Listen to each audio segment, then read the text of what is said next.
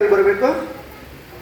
So ಅತ್ಯಂತ ಸುಂದರವಾಗಿ ಕವಿಗೋಷ್ಠಿಯನ್ನು ನಡೆಸಿದ ಎಲ್ಲ ಕನ್ನಡದ ಪ್ರೇಮಿಗಳಿಗೆ ತುಂಬು ಹೃದಯದ ಅಭಿನಂದನೆಗಳನ್ನು ಸಲ್ಲಿಸುತ್ತಾ ಈಗ ಮುಂದಿನ ಕಾರ್ಯಕ್ರಮ ಕನ್ನಡ ತಂತ್ರಜ್ಞಾನ ಮತ್ತು ಬ್ರೈಲ್ ಆವಿಷ್ಕಾರದ ಬೆಳವಣಿಗೆ, ಅದರ ಸವಾಲುಗಳು ಇದೆಲ್ಲವನ್ನು ಕುರಿತು ಈಗ ಕನ್ನಡ ತಂತ್ರಾಂಶದಿಂದ ಹಲವಾರು ಗಣ್ಯರು ಮತ್ತು ವೇದಿಕೆಯನ್ನು ಅಲಂಕರಿಸಲಿದ್ದಾರೆ.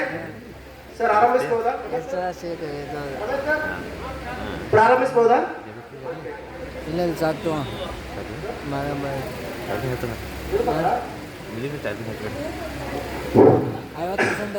ಗುರು ಬ್ರಹ್ಮ ಗುರು ವಿಷ್ಣು ಗುರು ದೇವೋ ಮಹೇಶ್ವರ ಗುರು ಸಾಕ್ಷಾತ್ ವರಬ್ರಹ್ಮ ತಸ್ಮೈ ಶ್ರೀ ಗುರವೇ ನಮಃ ಎನ್ನುವ ಹಾಗೆ ನಮ್ಮೂರಿನ ಇತಿಹಾಸ ವಿಶ್ವಕ್ಕೆ ವಿಶೇಷ. ಸೊ ನಾನು ನಿಮ್ಮ ಮಹೇಶ ಇವಾಗ ಕನ್ನಡ ತಂತ್ರಾಂಶದ ಗಣ್ಯ ಮಾನ್ಯರನ್ನು ವೇದಿಕೆಗೆ ಅಲಂಕರಿಸುವಂತ ಸ್ವಾಗತಿಸುವ ಒಂದು ಹೊಣೆ ನನ್ನದಾಗಿದೆ. ಸೊ ಕನ್ನಡ ತಂತ್ರಾಂಶದ ಅತ್ಯಂತ ಗೌರವಾನ್ವಿತರು, ಇದರ ಅಧ್ಯಕ್ಷತೆಯನ್ನು ವಹಿಸಿದಂತ ನಮ್ಮೆಲ್ಲರ ಆತ್ಮೀಯ ಅರವಿಂದ್ ಸರ್ ವೇದಿಕೆಯನ್ನು ಅಲಂಕರಿಸಬೇಕಂತ ಕೇಳ್ಕೊತೀನಿ. ಇವರಿಗೆ ಜೋರಾದ ಚಪ್ಪಾಳೆಯೊಂದಿಗೆ ವೇದಿಕೆ ಮೇಲೆ ಬರ್ಮಾಡ್ಕೊಳ್ಬೇಕು. ಅದೇ ರೀತಿಯಾಗಿ ಬಾಪು ಕಾಡೆ ಸರ್ ಅವರು ಕೂಡ ವೇದಿಕೆಗೆ ಆಗಮಿಸಬೇಕು. ಜಗದೀಶ್ ಅವರು ನಿರೂಪಣೆಗೆ ಆಗಮಿಸಬೇಕು. ಅದೇ ರೀತಿಯಾಗಿ ನಮ್ಮ ರಾಜೇಶ್ ಕೇಣಿ ಸರ್. ಸೊ ಕನ್ನಡ ತಂತ್ರಾಂಶ ಇವತ್ತು ನಾವೇನಾದ್ರೂ ತಂತ್ರಜ್ಞಾನದಲ್ಲಿ ಅಪ್ಡೇಟ್ ಆಗಿದ್ದೀವಿ ಅಂದ್ರೆ ಅದು ಕನ್ನಡ ತಂತ್ರಾಂಶವೇ ಕಾರಣ. ಅದು ಒಂದು ಅಂಧರ ಇವತ್ತಿನ ಬಾಳಲ್ಲಿ ತುಂಬಾ ಮುಖ್ಯವಾದ ಪಾತ್ರವನ್ನು ವಹಿಸ್ತಾ ಇದೆ. ಸೊ ರಾಜೇಶ್ ಕೇಣಿ ಸರ್ ಅವ್ರಿಗೂ ಕೂಡ ನಾನು ತುಂಬು ಹೃದಯದ ಸ್ವಾಗತವನ್ನ ಕೋರ್ತಾ ಇದ್ದೇನೆ. ಅದೇ ರೀತಿಯಾಗಿ ಹಾಗೆ ಅವರಿವರೆನ್ನದೇ ಎಲ್ಲರನ್ನೂ ಕೂಡ ವೇದಿಕೆಗೆ ಜೋರಾದ ಚಪ್ಪಾಳೆಯೊಂದಿಗೆ ಸ್ವಾಗತಿಸುತ್ತಿದ್ದೇನೆ. ಯಾರಾದ್ರೂ ಹೆಸರು ಬಿಟ್ಟಿದ್ರೆ ದಯವಿಟ್ಟು ಕ್ಷಮಿಸಿ. ಇರುವುದು 3 ದಿನ, ಹೋಗೋದು 1 ದಿನ. ಇರಲಿ ಒಳ್ಳೆಯತನ, ಯಾಕೆ ಬೇಕು ಹಗೆತನ. ಸಂಭ್ರಮಿಸಲಿ ಈ ಕ್ಷಣ, ಮುಂದುವರಿಯಲಿ ಕನ್ನಡ ತಂತ್ರಾಂಶದ ಪಯಣ. ನಮಸ್ಕಾರ. ಜಗದೀಶ್ ಅವರ ನಿರೂಪಣೆಯೊಂದಿಗೆ ಮುಂದುವರಿಯಲಿದೆ ಈ ಕಾರ್ಯಕ್ರಮ.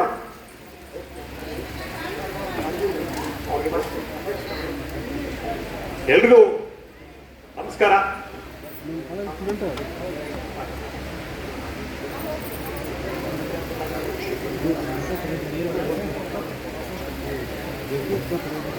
ಇನ್ನೊಬ್ಬರ ಹೆಸರು ಬರ್ತಿದೆ.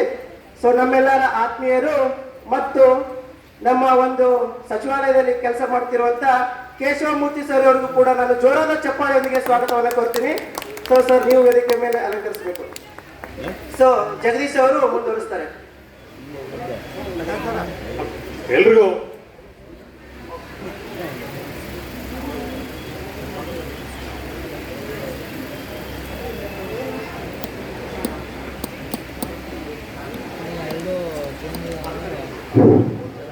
ಓಕೆ. ದರ್ಬಾರ್ ಕಾಲೇಜಿನಿಂದ ಆಗಮಿಸಿದ ಪ್ರಾಧ್ಯಾಪಕರು ವೇದಿಕೆಯನ್ನು ಅಲಂಕರಿಸಬೇಕಂತ ಕೇಳ್ಕೊತೀನಿ. So professor Raju Kapade, professor Jagadish, professor Kashinath.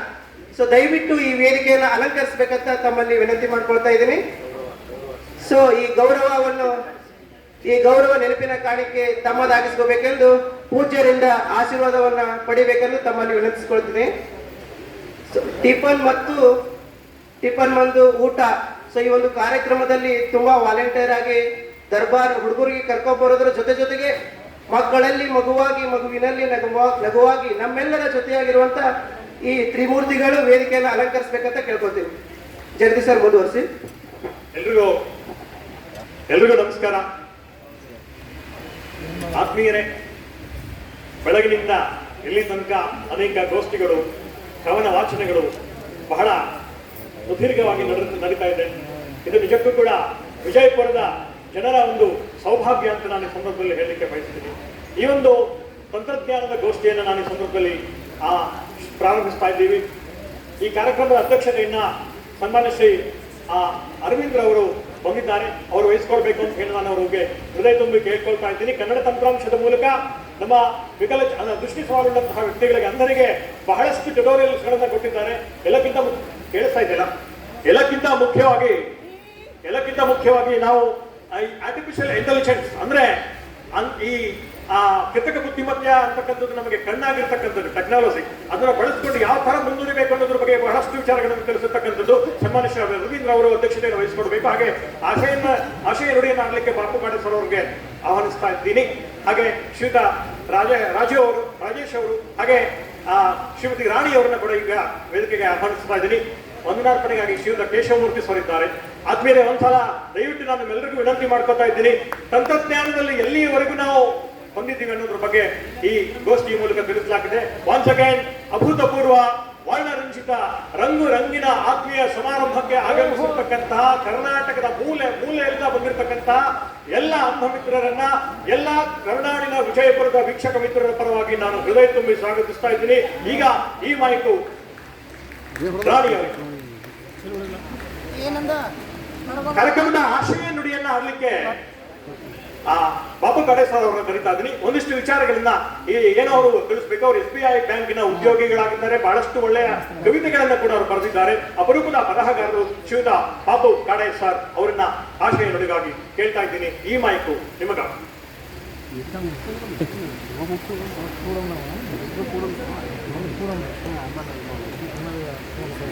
ಪರಮ ಪೂಜ್ಯ ಶ್ರೀ ಶ್ರೀ ಬಸವಾನಂದ ಸ್ವಾಮೀಜಿ ಅವರ ಪಾದಾರವಿಂದಗಳಿಗೆ ನಮಿಸಿ ಈ ಒಂದು ಸಮಾರಂಭದಲ್ಲಿ ಆಶೀರ್ವದಿಸಿದ ಎಲ್ಲ ನನ್ನ ಪ್ರೀತಿಯ ಸ್ನೇಹಿತರೆ, ತಾಯಂದಿರೆ, ಸಹೋದರಿಯರೇ, ಮಾಧ್ಯಮ ಮಿತ್ರರೇ, ಗಂಗಲ್ ಹನುಮಂತರಾಯ ರಂಗಮಂದಿರದಲ್ಲಿ ಇವತ್ತು ರಂಗುರಂಗಿನ ವಿಷಯಗಳ ಚರ್ಚೆ ನಡೀತಾ ಇದೆ. ವೈವಿಧ್ಯಮಯವಾದ ವಿಷಯಗಳ ಅನಾವರಣ ಆಗ್ತಾ ಇದೆ. ಈ ಒಂದು ವಿಚಾರಗೋಷ್ಠಿ ತಂತ್ರಜ್ಞಾನದ ಬೆಳವಣಿಗೆ, ಬ್ರೈಲ್ ಅಸ್ತಿತ್ವದ ಪ್ರಸ್ತುತ ಸವಾಲುಗಳು ಹಾಗೂ ತಾಂತ್ರಿಕ ಆವಿಷ್ಕಾರಗಳು ಅಂತಕ್ಕಂಥ ಈ ವಿಚಾರಗೋಷ್ಠಿಯಲ್ಲಿ ಭಾಷೆ ನುಡಿ ಮಾತಾಡೋದಕ್ಕೆ ನಾನು ಇಲ್ಲಿ ಬಂದಿದ್ದೇನೆ. ಪ್ರಸ್ತುತ ಮುಧೋಳದ ಸ್ಟೇಟ್ ಬ್ಯಾಂಕ್ ಆಫ್ ಇಂಡಿಯಾದಲ್ಲಿ ಅಸಿಸ್ಟೆಂಟ್ ಮ್ಯಾನೇಜರ್ ಕೆಲಸ ಮಾಡ್ತಾ ಇದ್ದೇನೆ. ವೃತ್ತಿಯಿಂದ SBI ಉದ್ಯೋಗಿ, ಪ್ರವೃತ್ತಿಯಿಂದ ಭಾವಗೀತೆಗಳನ್ನು ಬರೆಯುವುದು ಕವಿತೆಗಳ ಹವ್ಯಾಸ ಆಗಿರ್ತದೆ. ಇಲ್ಲಿ ಬ್ರೈಲ್ ಲಿಪಿಯ ಅಸ್ತಿತ್ವದ ಪ್ರಸ್ತುತ ಸವಾಲುಗಳು ಅಂತಕ್ಕಂಥ ಪೂರ್ವದಲ್ಲಿ ಬಂದಾಗ ನಾನು ಸಾಮಾನ್ಯ ಶಾಲೆಯಲ್ಲಿ ಓದಿದ ವಿದ್ಯಾರ್ಥಿ. 1ರಿಂದ 10ನೇ ತರಗತಿಯವರೆಗೆ ನಾನು ಸಾಮಾನ್ಯ ಶಾಲೆಯಲ್ಲಿ ಓದಿದೆ. ಆನಂತರ PUC ಆದ್ಮೇಲೆ ಕಣ್ಣಿನ ಶಸ್ತ್ರಚಿಕಿತ್ಸೆ ಆಗ್ತದೆ. ಆ ಶಸ್ತ್ರಚಿಕಿತ್ಸೆ ವಿಫಲತೆಯಿಂದಾಗಿ ನನ್ನ ಕಣ್ಣಿನ ತೊಂದರೆ ಉಂಟಾಗ್ತದೆ. ಆಗ ನಾನು ಬೆಂಗಳೂರಿನ national association for the blind ಅಂತ ಇರ್ತದೆ, NIB, ಅಲ್ಲಿ 6 ವಾರಗಳ ಕಾಲ ಚಲನವಲನ ತರಬೇತಿಯನ್ನು ಕೊಡ್ತಾ ಇರ್ತಾರೆ, ಮೊಬಿಲಿಟಿ ಟ್ರೈನಿಂಗ್. ಅಲ್ಲಿ ನಾನು ಹೋದಾಗ ಅಲ್ಲಿ ಟ್ರೈನಿಂಗ್ ಬಂದ ಸಂದರ್ಭದಲ್ಲಿ ನಾನು ಬ್ರೈಲ್ ಲಿಪಿಯನ್ನ ಫಸ್ಟ್ ಟೈಮ್ ನೋಡಿದ್ದು. ಅಲ್ಲಿ ಒಬ್ಬ ಹುಡುಗನ ಹತ್ರ ಅವ್ನು ಬ್ರೈಲ್ ಕ್ಯಾಲೆಂಡರ್ ಇತ್ತು. ಅವ್ರು ಕೈ ಕೊಟ್ಟಾಗಿದ್ದು ಏನು ಮುಳ್ಳುಗಳ ಅಕ್ಷರ ಏನು ಬರೆದಿದ್ದಾರೆ ಇಲ್ಲ ಏನು ಅರ್ಥ ಆಗಲಿಲ್ಲ. ಆ 6 ವಾರಗಳ ಅವಧಿಯಲ್ಲಿ ಆ ಗೆಳೆಯರ ಜೊತೆಗೆ ಕೂಡಿಕೊಂಡು ನಾನು ಕನ್ನಡ ಇಂಗ್ಲಿಷ್ ಬ್ರೈಲ್ ಲಿಪಿಯನ್ನು ಕಲಿತುಕೊಂಡಿದ್ದೆ.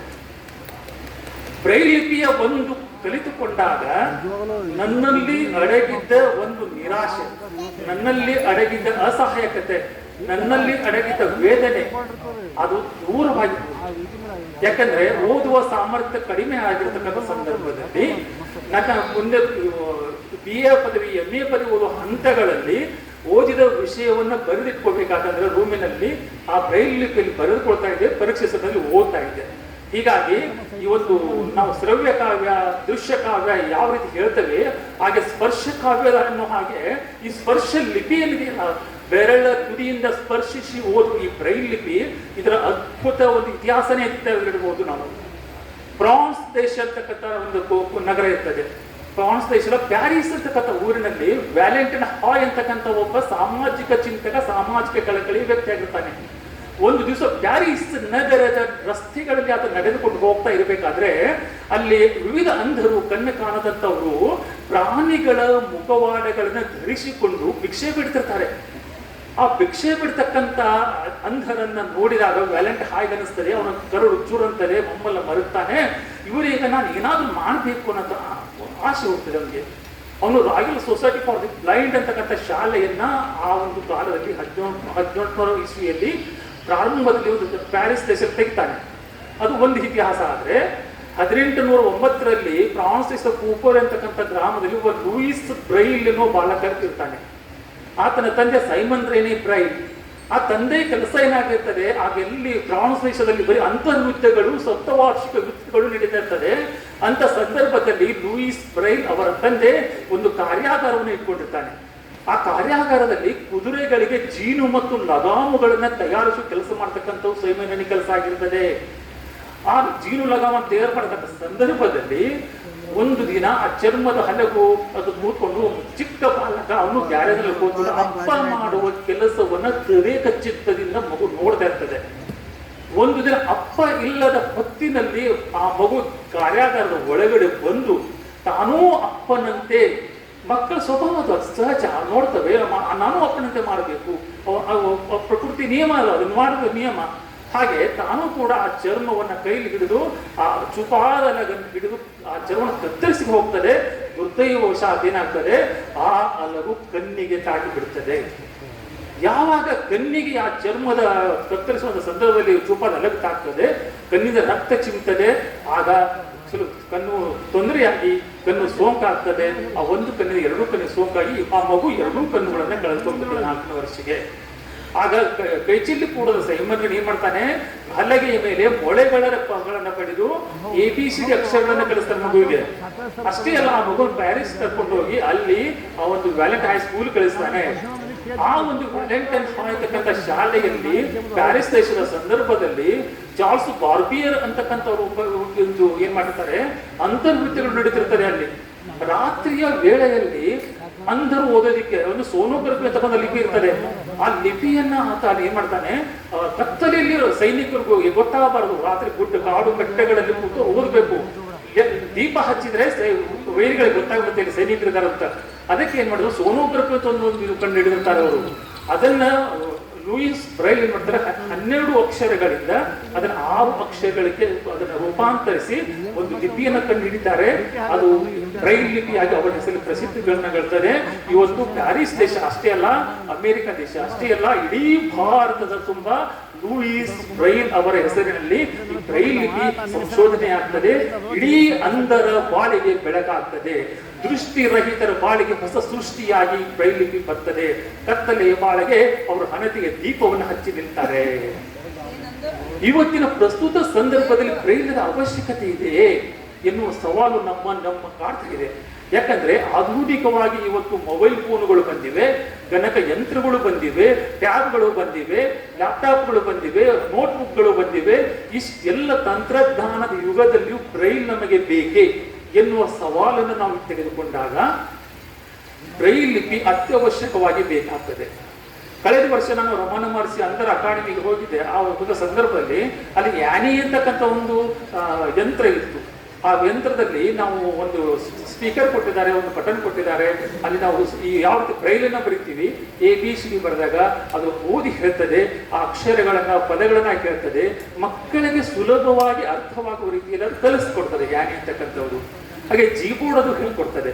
ಹಾಗೆ ಸಾಮಾನ್ಯವಾಗಿ ನಾವು ವೆಬ್ ಬೋರ್ಡ್ಗಳಲ್ಲಿ, ಗೋಲಿ ಪ್ಲಸ್ಗಳಲ್ಲಿ ಬ್ರೈಲ್ ಅನ್ನು ಹೇಳಿಕೊಡ್ತಾರೆ. ಆದ್ರೆ ಈ ಹೊಸ ಆವಿಷ್ಕಾರಗಳು ಏನಿದೆಯಲ್ಲ, ಇವು ಬ್ರೈಲ್ ಲಿಪಿಯ ಒಂದು ಉನ್ನತಿಗೆ ನೆರವಾಗಿವೆ. ಎಂಬೋಸರ್ ಕೂಡ ಬಂದಿವೆ. ಒಪ್ಪಿದ 6 ಅಕ್ಷರಗಳನ್ನ ಎಂಬೋಸರ್ ಮುಖಾಂತರ ಪ್ರಿಂಟ್ ಮಾಡಬಹುದು. ಇವತ್ತು ಈ ನಮ್ಮ ಬೆಂಗಳೂರಿನ ಶಾರದಾ ಮೇಡಮ್ ಅವರು ಬಂದಿದ್ದಾರೆ. ಕಳೆದ 100 ತಿಂಗಳುಗಳಿಂದ ಮಿತ್ರ ಜ್ಯೋತಿ ಸಂಸ್ಥೆಯಿಂದ ಅವರು ಜ್ಞಾನ ಸಂಹಿತ ಅಂತಕ್ಕಂಥ ಬ್ರೈಲ್ ಮಾಸ ಪತ್ರಿಕೆ ಹೊರತರ್ತಾ ಇದ್ದಾರೆ. 100 ಸಂಚಿಕೆಗಳು ಪೂರೈಕೆ ಆಗಿದೆ. ಈಗ ಆ 100 ಸಂಚಿಕೆಗಳು ರಾಜ್ಯದ ಮೂಲೆಗಳಿಗೆ ಹೋಗ್ತಾರೆ. ಎಷ್ಟೋ ಜನ ಕೂತ್ಕೊಂಡು ಅಲ್ಲಿ ರಾಜ್ಯದ ಅನೇಕ ಲೇಖನಗಳನ್ನ, ಕಥೆ ಕವಿತೆಗಳನ್ನ, ಪ್ರಚಲಿತ ಘಟನೆಗಳನ್ನ ಅದನ್ನ ಓದ್ತೀವಿ. ಹೀಗೆ ಬ್ರೈಲ್ ಲಿಪಿಯಲ್ಲಿ ಮುದ್ರಿತವಾಗಿರ್ತಕ್ಕಂಥ ಪುಸ್ತಕಗಳಿಂದ ನಮಗೆ ಗೊತ್ತಿಲ್ಲದ ಜ್ಞಾನ ಬರ್ತದೆ, ಅನುಭವ ಬರ್ತದೆ, ತಿಳುವಳಿಕೆ ಬರ್ತದೆ. ಬ್ರೈಲ್ ಲಿಪಿಯ ಸವಾಲುಗಳಲ್ಲಿ ಇದು ಕೂಡ ಒಂದಾಗ್ತದೆ. ಹಾಗೆ ಮೊಬೈಲ್ ನಲ್ಲಿ ಬರ್ತಕ್ಕಂಥದ್ದು ಜಾಸ್ ಅಂತಕ್ಕಂಥ ಒಂದು ತಂತ್ರಜ್ಞಾನ, JAWS, job access with speech. Job access with speech ಅಂತಕ್ಕಂಥ ಜಾಸ್ ಅನ್ನೋ ಸಾಫ್ಟ್ವೇರ್ ಅನ್ನ ಫ್ರೀಡಮ್ ಸೈಂಟಿಫಿಕ್ ಅಂತಕ್ಕಂಥ ಅಮೆರಿಕದ ಸಂಶೋಧಕರು ಅವರು ಕೂಡ ಕಣ್ಣು ಕಾಣದಿರ್ತಕ್ಕಂಥ ಸಾಫ್ಟ್ವೇರ್ ಇಂಜಿನಿಯರ್ಗಳು ತಯಾರು ಮಾಡಿ ಆ ಒಂದು ಅಕ್ಷರಗಳನ್ನ ಧ್ವನಿ ರೂಪಕ್ಕೆ ಬದಲಾವಣೆ ಮಾಡ್ತಕ್ಕಂಥ ತಂತ್ರಜ್ಞಾನ ಕೊಡ್ತಾರೆ. ಯಾವಾಗ ಕಂಪ್ಯೂಟರ್ನಲ್ಲಿ ಜಾಸ್ ಪರದೆ ನಮಗೆ ಬಂತೋ ಆಗ ನಮಗೆ ಹೊಸ ಬೆಳಕು ಬಂತು. ಎಷ್ಟೋ ಜನರು ಇವತ್ತು ಕಚೇರಿಗಳಲ್ಲಿ ಕೆಲಸ ಮಾಡ್ತಾರೆ, ಬ್ಯಾಂಕ್ಗಳಲ್ಲಿ ಕೆಲಸ ಮಾಡ್ತಾರೆ. ನನ್ನತ್ತೆ ಓಕೆ ಬ್ಯಾಂಕ್ ಪೋಸ್ಟ್ ಆಫೀಸ್ ಮಾಡ್ತಾ ಇದ್ದಾರೆ. ಹೀಗಾಗಿ ಇಂಥ ಒಂದು ಕಂಪ್ಯೂಟರ್ ಬಂದ ಮೇಲೆ ಕೂಡ ಅನೇಕ ಸುಧಾರಣೆ ಆಗಿದೆ. ನಾವು ಕೂಡ ಸಾಮಾನ್ಯರಂತೆ ಅಲ್ಲಿ ಕೆಲಸ ಮಾಡ್ತಾ ಇದ್ದೀವಿ. ಅನೇಕರು ಕೆಲಸ ಮಾಡೋದ್ರಿಂದ ಇವತ್ತು ಕಂಪ್ಯೂಟರ್ ಬಂದಿರೋದು ಅನೇಕ ಸಾಫ್ಟ್ವೇರ್ ಇಂಜಿನಿಯರ್ ಆಗಿದ್ದಾರೆ. ಅಂದರು ಅಂದ್ರೆ ಕೇವಲ ಸಂಗೀತಗಾರ ಆಗಿದ್ರು, ಇವತ್ತು ಹಂಗಲ್ಲ, ಅಂದ್ರೆ ಸಾಫ್ಟ್ವೇರ್ ಇಂಜಿನಿಯರ್ ಆಗಿದ್ದಾರೆ, ಸಾಫ್ಟ್ವೇರ್ ಕಂಪ್ನಿಲಿ ಕೆಲಸ ಮಾಡ್ತಾ ಇದ್ದಾರೆ, ಡಾಕ್ಟರ್ ಆಗಿದ್ದಾರೆ, ಇಂಜಿನಿಯರ್ ಆಗಿದ್ದಾರೆ, ಲಾಯರ್ ಆಗಿದ್ದಾರೆ, ಪ್ರೊಫೆಸರ್ ಆಗಿದ್ದಾರೆ. ಉನ್ನತ ಹುದ್ದೆಗಳಲ್ಲಿ ಅವರು ಸ್ಥಾನಮಾನ ದೊರಕಿದೆ, ಸಾಮಾನ್ಯಂತ ಅವ್ರಿಗೂ ಒಂದು ಇಲ್ಲಿ ಅವಕಾಶ ದೊರಕಿದೆ. ಹೀಗಾಗಿ ಈ ಒಂದು ತಂತ್ರಜ್ಞಾನದ ಗೋಷ್ಠಿಯಲ್ಲಿ ಬ್ರೈಲ್ ಆವಿಷ್ಕಾರ ಆಗಿರ್ಬೋದು, ತಾಂತ್ರಿಕ ಆವಿಷ್ಕಾರ ಆಗಿರ್ಬೋದು, ಅದರ ಪ್ರಸ್ತುತಿ ಆಗಿರ್ಬೋದು, ಇನ್ನಷ್ಟು ವಿಷಯಗಳನ್ನ ನಾವು ತಿಳ್ಕೊಳ್ಳೋಣ. ಇಷ್ಟು ಹೇಳ್ತಾ ನಾನು 2 ಮಾತಿಗೆ ವಿರಾಮ ಹೇಳ್ತೇನೆ. ಎಲ್ರಿಗೂ ಧನ್ಯವಾದಗಳು.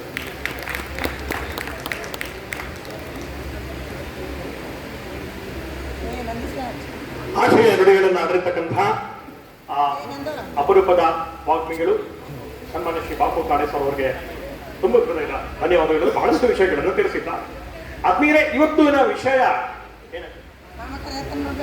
ಇವತ್ತಿನ ತಂತ್ರಜ್ಞಾನದ ಗೋಷ್ಠಿಯ ವಿಷಯ ಬ್ರೈಲ್ ಅಸ್ತಿತ್ವ ಮತ್ತೆ ಇವತ್ತಿನ ತಂತ್ರಜ್ಞಾನದ ಸವಾಲುಗಳು ಅಂತಕ್ಕಂಥದ್ದಾಗಿದೆ.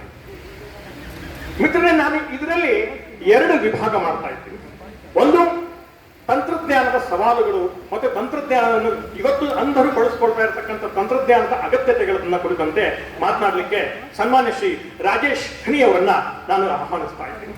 ಇವರು ಕೇವಲ 10 ನಿಮಿಷದಲ್ಲಿ ತಮ್ಮ ವಿಷಯವನ್ನ ಮಂಡಿಸಬೇಕು ಅಂತ ಹೇಳಿ ಒಂದು ಚುಟುಕಾಗಿ ಹೇಳಿಬಿಡ್ತೀನಿ. ಸೆಕೆಂಡ್ ಇನ್ನೊಂದು ಶ್ರೀಮತಿ ಕುಮಾರಿ ರಾಣಿ ಅವರಿಗೆ ತಂತ್ರಜ್ಞಾನ, ಇವತ್ತು ಬ್ರೈಲ್ ಅಸ್ತಿತ್ವದಲ್ಲಿ ತಂತ್ರಜ್ಞಾನ ತಂತ್ರಜ್ಞಾನದ ಒಂದು ಸವಾಲುಗಳೇನಿವೆ ಬ್ರೈಲ್ ಅಸ್ತಿತ್ವದಲ್ಲಿ, ಬ್ರೈಲ್ ಉಳಿವಿಕೆಗೆ ಏನೆಲ್ಲ ಸವಾಲುಗಳಿವೆ, ಆ ವಿಚಾರದ ಬಗ್ಗೆ ರಾಜೇಶ್ ಖನಿ ಅವರ ನಂತರ ಮಾತನಾಡಬೇಕು ಅಂತ ಹೇಳಿ ಕೇವಲ 10 ನಿಮಿಷದಲ್ಲಿ ತಮ್ಮ ವಿಚಾರವನ್ನ ಮಂಡಿಸಬೇಕು ಅಂತ ಹೇಳಿ ನಾನು ವಿಚಾರ ಕಳಿಸ್ತಿದ್ದೆ. ಯಾಕಂದ್ರೆ ಎರಡೂ ಕೂಡ ನಮಗೆ ಅಗತ್ಯ ಆಯಿತು. ತಂತ್ರಜ್ಞಾನವೂ ಬೇಕು, ಬ್ರೈಲ್ನೂ ಕೂಡ ಬೇಕು.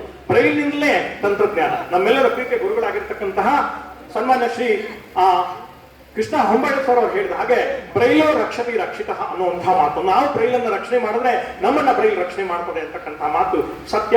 ಕರಳಿಗೂ ಬೆರಳಿಗೂ ನಂಟಿದೆ ಅಂತಕ್ಕಂಥದ್ದು ಕೂಡ ಸತ್ಯ. ಈಗ ರಾಜೇಶ್ ಖನಿ ಅವರಿಗೆ ಈ ಮಾಹಿತಿ ನಿಮ್ಮೆಲ್ಲರ ಪ್ರೀತಿಯ ಚಪಾಳೆಯ ಜೊತೆಗೆ.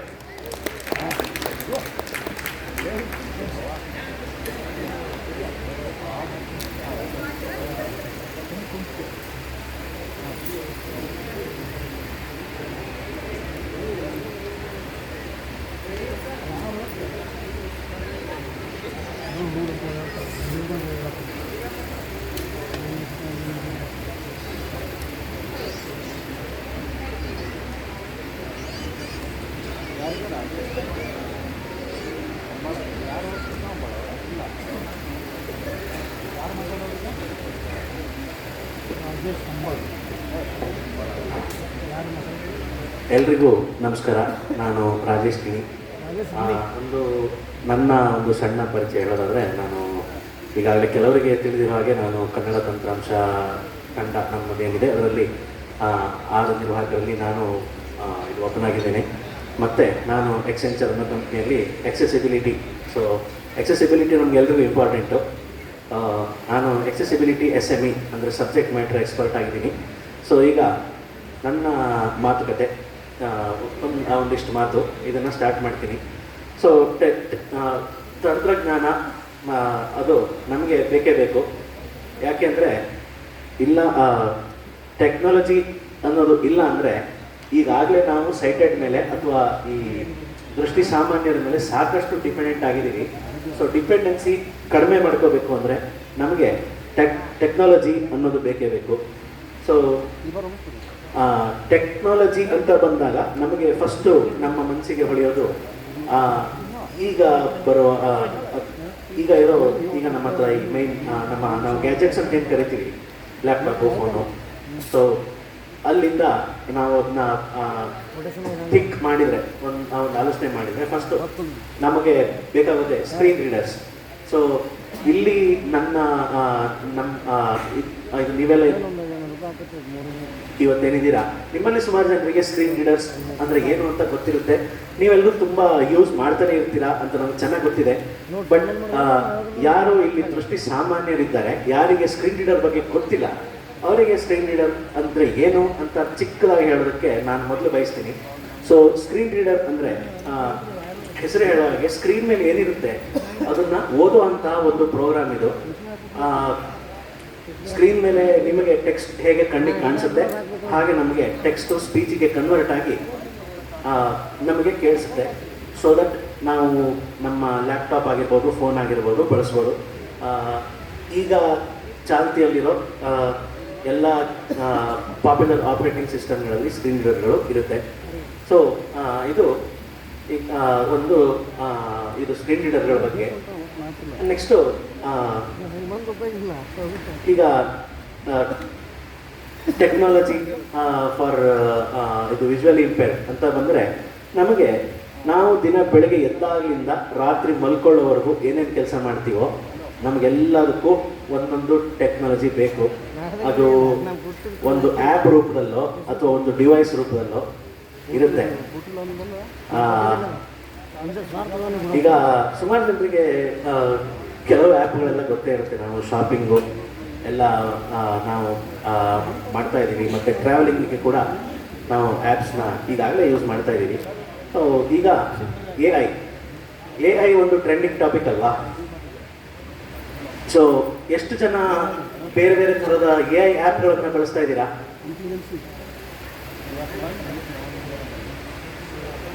ಸೊ ಎ ಐ ಅನ್ನೋದನ್ನ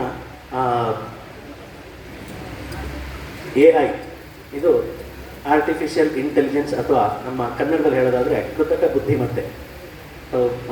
ಎ ಐ ಅನ್ನೋದು ಈಗ ಒಂದು ಟ್ರೆಂಡಿಂಗಲ್ಲಿರೋ ಟಾಪಿಕ್. ಹಾಗೆ ಎಷ್ಟೋ ಎ ಐಗಳು ಈಗಾಗಲೇ ಬಂದಿದೆ. ಅದರಲ್ಲಿ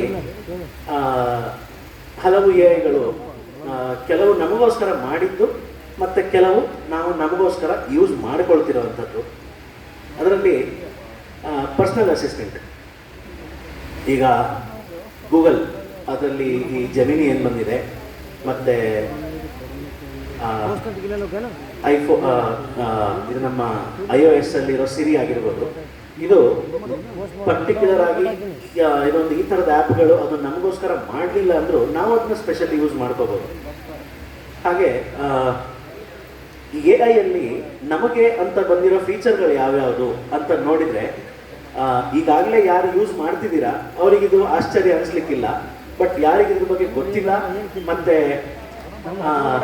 ಯಾರನ್ನು ಬಳಸ್ತಾ ಇಲ್ಲ ಅವರಿಗೆ ಆಶ್ಚರ್ಯ ಆಗ್ಬೋದು.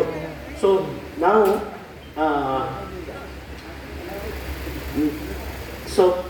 ಈಗ ನಮಗೆ ಬೇಕಾಗಿರೋ ಎಷ್ಟೋ ಫೀಚರ್ಗಳು, ಫಾರ್ ಎಕ್ಸಾಂಪಲ್ ಡಾಕ್ಯುಮೆಂಟ್ನ ಸಮರೈಸ್ ಮಾಡೋದಾಗಿರ್ಬೋದು. ಓಕೆ, ಈ ಡಾಕ್ಯುಮೆಂಟ್ ಸಮರೈಸ್ನ ಬರೀ ನಾವು ಮಾತ್ರ ಮಾಡಲ್ಲ, ಎಲ್ಲರೂ ಮಾಡ್ತಾರೆ, ಬಟ್ ಅದು ನಮಗೂ ಯೂಸ್ ಆಗುತ್ತೆ. ಆಮೇಲೆ ಇಮೇಜ್ ಜನರೇಟರ್, ಈ ಫೀಚರ್ ಕೂಡ ಎ ಐಯಲ್ಲಿ ಇವತ್ತು ಬರ್ತಾ ಇದೆ. ನೀವೊಂದು ಡಿಸ್ಕ್ರಿಪ್ಷನ್ ಹಾಕಿ, ಫಾರ್ ಎಕ್ಸಾಂಪಲ್ ನೀವೊಂದು create an image of a gathering in a hall ಅಂತ ಕೊಟ್ಟರೆ ನಿಮಗೆ ಒಂದು ಒಳ್ಳೆ ಇಮೇಜ್ನ ಎ ಐ ಕ್ರಿಯೇಟ್ ಮಾಡಿ ಕೊಡುತ್ತೆ. ಸೊ ನೆಕ್ಸ್ಟು ಈಗ ನಾನು ಏನು ಮಾತಾಡ್ತೀನಿ, ಇದು ನಮಗೆ ಮೇನ್ ಇಂಪಾರ್ಟೆಂಟ್, ವಿಡಿಯೋನ ಡಿಸ್ಕ್ರೈಬ್ ಮಾಡೋವಂಥದ್ದು. ಸೊ ಈಗ ಎಷ್ಟೋ ವಿಡಿಯೋಗಳು ತುಂಬ ಸೈಲೆಂಟ್ ಆಗಿರುತ್ತೆ. ಸೈಲೆಂಟ್ ವಿಡಿಯೋಗಳು ಸಿಕ್ಕಾಗ ನಾವು ಅದನ್ನು ಕಳಿಸ್ದವ್ರನ್ನ ಬೈಕೊಂಡು, ಇಲ್ಲ ಇದು ಎಕ್ಸೆಸಿಬಲ್ ಆಗಿಲ್ಲ ಅಂತ ಯಾವಾಗಲೂ ಅಂದ್ಕೊಳ್ಳೋ ಥರ ಅಂದ್ಕೊಂಡು ಸುಮ್ಮನೆ ಆಗ್ತೀವಿ. ಬಟ್ ಫಾರ್ಚುನೇಟ್ಲಿ ನಮ್ಮ ಅದೃಷ್ಟಕ್ಕೆ ಕೆಲವು ಎ ಐಗಳು ಈ ಕೆಲಸ ಮಾಡ್ತಾ ಇದೆ. ಅದರಲ್ಲಿ ಸೀಯಿಂಗ್ ಎ ಐ, ನೀವು ಇದ್ರ ಹೆಸರು ಕೇಳೇ ಇರ್ತೀರ. ಸೀಯಿಂಗ್ ಎ ಐ ಮತ್ತು ಇನ್ನೂ ಕೆಲವು ಆ್ಯಪ್ಗಳಲ್ಲಿ ಈ ಫೀಚರ್ ಇದೆ. Next cash reader. ಸೊ ನಾವು ಈಗ ಅಫ್ಕೋರ್ಸ್ ನಮ್ಮ ಭಾರತ ಇದು ಫೈನಾನ್ಷಿಯಲಿ ನಾವು ಎಷ್ಟೋ ಡಿಜಿಟೈಸ್ ಆಗಿದ್ದೀವಿ. ಬಟ್ ಕೆಲವೊಂದು ಸರ್ತಿ ನಾವು ಜಾಬಲ್ಲಿ ಕ್ಯಾಶ್ ನೋಟ್ಸ್ನ ಹಿಡ್ಕೊಳ್ಬೇಕಾಗುತ್ತೆ. ಎಷ್ಟೆಷ್ಟು ರೂಪಾಯಿದು ಅಂತ ಮೊದಲು ನಾವು ಕೇಳ್ತಿದ್ವಿ. ಈಗ ನಿಮ್ಗೆಲ್ರಿಗೂ ಗೊತ್ತಿರೋ ಹಾಗೆ ಸುಮಾರು ಕ್ಯಾಶ್ ರೀಡರ್ಸ್ ಇದೆ, ಬೇರೆ ಬೇರೆ ಥರದ್ದು. ಕೆಲವು ಆ್ಯಪ್ಗಳು ಹೆಂಗಿದೆ ಅಂದರೆ, ನೀವು ಅದರೊಳಗೆ ಹೋಗಿ ಕರೆನ್ಸಿ ಮೋಡ್ ಅಂತ ಚೂಸ್ ಮಾಡಬೇಕು, ಆಮೇಲೆ ಸ್ಕ್ಯಾನ್ ಮಾಡಬೇಕು. ಬಟ್ RBI ಅವ್ರದ್ದೊಂದು ಮನಿ MANI ಅಂತ ಇದೆ. ಸಮಯದ ಅಭಾವ ಇರೋದ್ರಿಂದ, in the interest of time, ನಾವು ಕೆಲವು ಡೆಮೋಗಳನ್ನು ಪ್ಲ್ಯಾನ್ ಮಾಡ್ಕೊಂಡಿದ್ದನ್ನು ಕ್ಯಾನ್ಸಲ್ ಮಾಡ್ಕೊಂಡಿರೋದ್ರಿಂದ ನಾವು ಅಂದ್ಕೊಂಡಿರೋ ಯಾವುದೋ ಡೆಮೋಗಳನ್ನು ನಾವು ತೋರ್ಸೋಕ್ಕಾಗ್ತಾ ಇಲ್ಲ. ಸೊ ಮನಿ ಆ್ಯಪ್ನ ಯೂಸ್ ಮಾಡಿಕೊಂಡು ನೀವು ನಿಮ್ಮ ಹತ್ರ ಇರೋ ಕ್ಯಾಶ್ನ ಎಷ್ಟು ರೂಪಾಯಿ ಅಂತ ನೀವು ಚೆಕ್ ಮಾಡ್ಕೋಬೋದು. ನೆಕ್ಸ್ಟು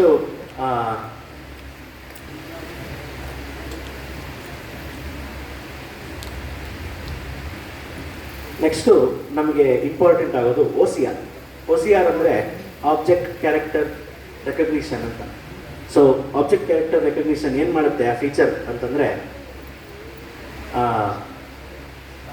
ಇಮೇಜ್ ಒಂದು ಫೋಟೋ ಏನಿರುತ್ತೆ ಅದರಲ್ಲಿ ಟೆಕ್ಸ್ಟ್, ಅದು ಇತ್ತೀಚೆಗಂತೂ ಇದು ಎಲ್ಲ ಭಾಷೆಯ OCRಗಳು ಅಥವಾ OCR ಮಾಡುವಂಥ ಎಲ್ಲ APIs ಅಥವಾ ಅಪ್ಲಿಕೇಶನ್ಸ್ ಅಂತ ನಾವೇನು ಕರಿತೀವಿ, ಅವು ನಮ್ಮ ಭಾರತೀಯ ಭಾಷೆಗಳನ್ನು ಸ್ಕ್ಯಾನ್ ಮಾಡಿ ರಿಸಲ್ಟ್ ಕೊಡುತ್ತೆ. ಅಂಥ ಆ್ಯಪ್ಗಳನ್ನು ಕೆಲವು ಇಲ್ಲಿ ನಾನು ಎಷ್ಟು ಮೆನ್ಷನ್ ಮಾಡೋದಕ್ಕೆ ಬಯಸ್ತೀನಿ. ಟೆಕ್ ಫ್ರೀಡಮ್, ಟೀಬೋ, ಇನ್ಸ್ಟಾ ರೀಡರ್, ಎನ್ವಿಷನ್ AI ಇದಿಷ್ಟು ಫೋನಿಗಾದರೆ, ಮತ್ತು ಈಗ ಟೆಕ್ ಫ್ರೀಡಮ್ ವಿಂಡೋಸಿಗೆ ಕೂಡ ಬಂದಿದೆ. ನೆಕ್ಸ್ಟು ಕರ್ಸ್ವೇನ್, ಸಾತಿ, ಓಪನ್ ಬುಕ್ ಇವುಗಳು ವಿಂಡೋಸ್ ಪ್ಲ್ಯಾಟ್ಫಾರ್ಮಲ್ಲಿದೆ. ಸೊ OCRಲ್ಲಿ ಅಫ್ಕೋರ್ಸ್ 100% ಅಕ್ಯುರಸಿ ಇಲ್ಲದೆ ಇದ್ದರೂ ನಮ್ಮ ಡಿಪೆಂಡೆನ್ಸಿನ ನಾವು ದೃಷ್ಟಿ ಸಾಮಾನ್ಯರ ಮೇಲೆ ಅಥವಾ ಸೈಟೆಡ್ ಮೇಲೆ ಏನು ಡಿಪೆಂಡ್ ಆಗ್ತಾ ಇದ್ವಿ ಅದು ಸಾಕಷ್ಟು ಕಡಿಮೆ ಆಗಿದೆ. ಅಫ್ಕೋರ್ಸ್ ಇನ್ನೂ ಕಡಿಮೆ ಆಗಬೇಕು. ಹಾಗೆ ನಾನು ಆಗಲೇ AI ಬಗ್ಗೆ ಮಾತಾಡ್ತಾ ಇದ್ದೆ. AI ಯಾರ್ಯಾರು ಬಳಸ್ತಾ ಇದ್ದೀರಾ ಮತ್ತು ಇನ್ಯಾರು ಬಳಸ್ತಾ ಇಲ್ಲ ಅವರಿಗೆ ಒಂದು ಸಲಹೆ ಅಥವಾ ಒಂದು ರಿಕ್ವೆಸ್ಟ್ ಏನಂದರೆ, AI ಸಾಮಾನ್ಯವಾಗಿ ಎಲ್ಲರೂ ಏನು ಮಾಡ್ತೀವಿ, ಈಗ ಏನೋ ಚಾಟಿಂಗ್ ಮಾಡೋದಕ್ಕೆ ಅಥವಾ ಏನೋ ಒಂದು ಇದು ಏನೊಂದು ಎಸ್ಸೆ ಬರಿ ಮತ್ತೊಂದು ಬರಿ ಅಂತ ನಾವು ಹೇಳ್ತಾ ಇರ್ತೀವಿ. ಸೊ AI ನಾವು ನಮಗೋಸ್ಕರ ಹೆಂಗೆ ಯೂಸ್ ಮಾಡ್ಕೊಳ್ಳೋದು ಅಂತ ಕಲ್ತ್ರೆ, ನಾವು AI ಆ ಥರ ಯೂಸ್ ಮಾಡ್ಕೊಳ್ಳೋದ್ರಿಂದ ಒಬ್ಬ ಮನುಷ್ಯ ಇದನ್ನ ಬೇರೆ ಯಾವುದಕ್ಕೋ ಬಳಸ್ತಿದ್ದಾನೆ ಅನ್ನೋದು ಅದರ ಡೆವಲಪರಿಗೆ ಗೊತ್ತಾದರೆ ಅವರು ಅದನ್ನ ಇನ್ನೂ ಚೆನ್ನಾಗಿ ಇಂಪ್ರೂವ್ ಮಾಡ್ತಾರೆ. ಕೆಲವು AIಗಳು ಈಗ ನಮಗೋಸ್ಕರನೇ ಬಂದಿದೆ, ನಾವು ಅದನ್ನ ಹಾಗೆ ಯೂಸ್ ಮಾಡಬೇಕು. ಈಗ ಫಾರ್ ಎಕ್ಸಾಂಪಲ್ ನಿನ್ನೆ ನಾವು ಇಲ್ಲಿಗೆ ಬಂದು ಈಗ ನಮ್ಮ ಹತ್ರ ಸ್ವಲ್ಪ ಟೈಮ್ ಇದ್ದಿದ್ದರಿಂದ ನಾವು ಕೂಡಲ ಸಂಗಮಕ್ಕೆ ಹೋಗಿದ್ವಿ. ಅಲ್ಲಿ ಬಸವಣ್ಣ ಆರ್ಟ್ ಗ್ಯಾಲರಿಗೆ ಹೋಗುವಂಥ ಒಂದು ಅವಕಾಶ ಸಿಕ್ತು ನಮಗೆ. ಸೊ ಇತ್ತೀಚೆಗೆ ಒಂದು ಆ್ಯಪ್ ಬಂದಿದೆ. ಸೊ ಅಲೈ ಅಂತ, ALLY, ನಮ್ಮ ಕನ್ನಡ ತಂತ್ರಾಂಶ ಯೂಟ್ಯೂಬ್ ಚಾನಲಲ್ಲಿ ನೀವು ಆ ಟ್ಯುಟೋರಿಯಲ್ನ ಎಲ್ಲರೂ ನೋಡಿರ್ತೀರಾ ಅಂತ ಅಂದ್ಕೊಂಡಿದ್ದೀನಿ. ಯಾರು ನೋಡಲಿಲ್ಲ ಅವರು ಯೂಟ್ಯೂಬಲ್ಲಿ ಕನ್ನಡ ತಂತ್ರಾಂಶ ಚಾನಲ್ನ ಸರ್ಚ್ ಮಾಡಿ ಅಲೈ ಟ್ಯುಟೋರಿಯಲ್ ನೋಡಿ. ಸೊ ಅಲೈ ಅಥವಾ ಈ ಥರದೊಂದು ಇದು ಯಾವುದೋ ಆ್ಯಪ್ ಬಂದಾಗ ನಾವು ಜನರಲ್ಲಿ ಏನು ಮಾಡ್ತೀವಿ, ಈಗ ಈ ಗೂಗಲ್ ಏನಿದೆ ನಾವು ಅದನ್ನ ಅದು ಈ ಓಕೆ ಅಂತ ಹೇಳಿಬಿಟ್ಟು, ಓಕೆ ಈಗ ನಾನು ಮತ್ತೆ ನೆಕ್ಸ್ಟ್ ವರ್ಡ್ ಹೇಳಿದರೆ ಸುಮಾರು ಜನರ ಫೋನಲ್ಲಿ ಅದು ಓಪನ್ ಆಗ್ಬೋದು. ಸೊ ನಾನು ಹೇಳಲ್ಲ. ಸೊ ಅದು ಹೇಳಿ ನಾವು ಬರೀ ಚಾಟಿಂಗ್ ಮಾಡ್ತಿದ್ವಿ, ಟೈಮ್ ಎಷ್ಟು ಅದು ಇದು. ಅದೇ ಥರದ್ದೊಂದು ಈ ಅಲೈ ಬಂದಾಗ ನಿನ್ನೆ ಅಲ್ಲಿ ಅಲೈನ ಎಲ್ಲೆಲ್ಲಿ ಯೂಸ್ ಮಾಡ್ಬೋದು ಅಂತ ಒಂದು ಯೂಸ್ ಕೇಸಸ್ ನಾವು ಅಲ್ಲಿ ನಾವು ಯೋಚನೆ ಮಾಡಿದಾಗ ಅಲ್ಲಿ ಎಷ್ಟೆಷ್ಟೋ ಪಿಕ್ಚರ್ಸ್ ಇದ್ವು. ಸುಮಾರು ಶರಣೆಯರ ಪಿಕ್ಚರ್ಸು, ಮತ್ತು ಅವರು ಮಾಡ್ತಿರೋ ಒಂದಿಷ್ಟು ಕೆಲಸಗಳು, ಆಮೇಲೆ ಇದು ರಾಜ ಬಿಜ್ಜಳನ ಫೋಟೋಗಳೆಲ್ಲ ಇದ್ವು. ನಾವು ಅಲೈನ ಯೂಸ್ ಮಾಡಿಕೊಂಡು ಇದನ್ನು ಓದಿಸಿದ್ರೆ ಹೆಂಗಿರುತ್ತೆ ಅಂತ ಒಂದು ಟ್ರೈ ಮಾಡಿದ್ವಿ. ಎಷ್ಟು ಚೆನ್ನಾಗಿ ಓದ್ತಂದರೆ ಅಲೈ, ನಾವು ಅದನ್ನು ಯೂಸ್ ಮಾಡಿಕೊಂಡು ಓದಿದ್ವಿ. ಆಮೇಲೆ ಅಲ್ಲೇ QR ಕೋಡ್ಸ್ ಇದ್ವು. ಸೊ QR ಕೋಡನ್ನು ನಾವು ನಮ್ಮ ಆ್ಯಪಿಂದ ಸ್ಕ್ಯಾನ್ ಮಾಡಿದಾಗ ಅಲ್ಲಿ ಏನು ವಚನಗಳನ್ನು ಬರೆದಿದ್ವು ಆ ವಚನಗಳನ್ನು ನಾವು ಪ್ಲೇ ಮಾಡಿಕೊಂಡು ಕೇಳ್ಬೋದಾಗಿತ್ತು. ಸೊ ಇದರಿಂದ ನಮಗೆ ಸೈಟೆಡ್ ಮೇಲಿನ ಡಿಪೆಂಡೆನ್ಸಿ ಎಷ್ಟೋ ಕಡಿಮೆ ಆಯಿತು.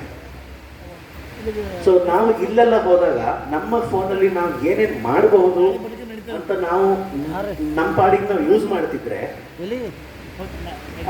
ನಮ್ಮನ್ನ ನೋಡ್ತಾ ಇರೋರು ಈಗ ಹೌದಲ್ವ, ಈಗ ನಾವು ಸುಮಾರು ಸರ್ತಿ ಎಲ್ಲೋ ಒಂದು ಕಡೆ ಹೋಗಿ ಫೋನ್ ಯೂಸ್ ಮಾಡ್ತಾ ಇದ್ರೆ ಸುಮಾರು ಜನ ನೋಡ್ತಾ ಇರ್ತಾರೆ, ಏನು ಮಾಡ್ತಾನೆ ನಾನು ಕಾಣಿಸ್ತಾ ಇರೋಲ್ಲ ಅವನಿಗೆ. ಅದರಲ್ಲೂ ನಾವು ಸ್ಕ್ರೀನ್ ಬೇರೆ ಆಫ್ ಮಾಡ್ಕೊಂಡಿದ್ದು ಫೋನೇ ವರ್ಕ್ ಆಗ್ತಿಲ್ಲ, ಫೋನ್ ಯೂಸ್ ಮಾಡ್ತಾನೆ ಅಥವಾ ಏನಕ್ಕೆ ಗೊತ್ತೇ ಆಗ್ತಿಲ್ಲ ಅನ್ಕೊಂಡಿರ್ತಾರೆ. ನಾವು ಈ ಥರದ ಟೆಕ್ನಾಲಜಿಗಳನ್ನು ಪಬ್ಲಿಕ್ ಈ ಟೂರಿಸಂ ಸ್ಪಾಟ್ಸ್ ಆಗಿರ್ಬೋದು, ಇಲ್ಲೆಲ್ಲ AI ಮತ್ತು ಇನ್ನಿತರ ನಮ್ಮ ಫೋನಲ್ಲಿ ಏನೇನು ಟೆಕ್ನಾಲಜಿ ಇದೆ ಇದನ್ನು ನಾವು ಯೂಸ್ ಮಾಡಿದಾಗ ಅಲ್ಲೊಂದಿಷ್ಟು ಡಿಪೆಂಡೆನ್ಸಿ ಎಲ್ಲ ಕಡಿಮೆ ಆಗುತ್ತೆ. ಸೊ ಇದು ಟೆಕ್ನಾಲಜಿ ಮತ್ತು ನಾವು ಅಂತ ಅನ್ಕೋಬೋದು. ನೆಕ್ಸ್ಟ್ ಈಗ OCR ಅಂತ ಇದ್ದಾಗೆ OBR ಅಂತಲೂ ಬಂದಿದೆ, optical Braille recognition.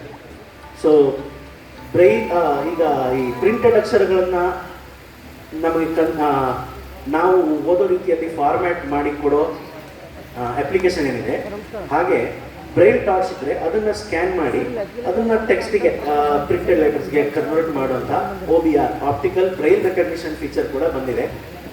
So Braille ಅಲ್ಲಿ ಇದು ಈ ಥರದ ಎಷ್ಟೋ ಒಂದು ಎವಲ್ಯೂಷನ್ಸ್ ಆಗ್ತಾ ಇದೆ.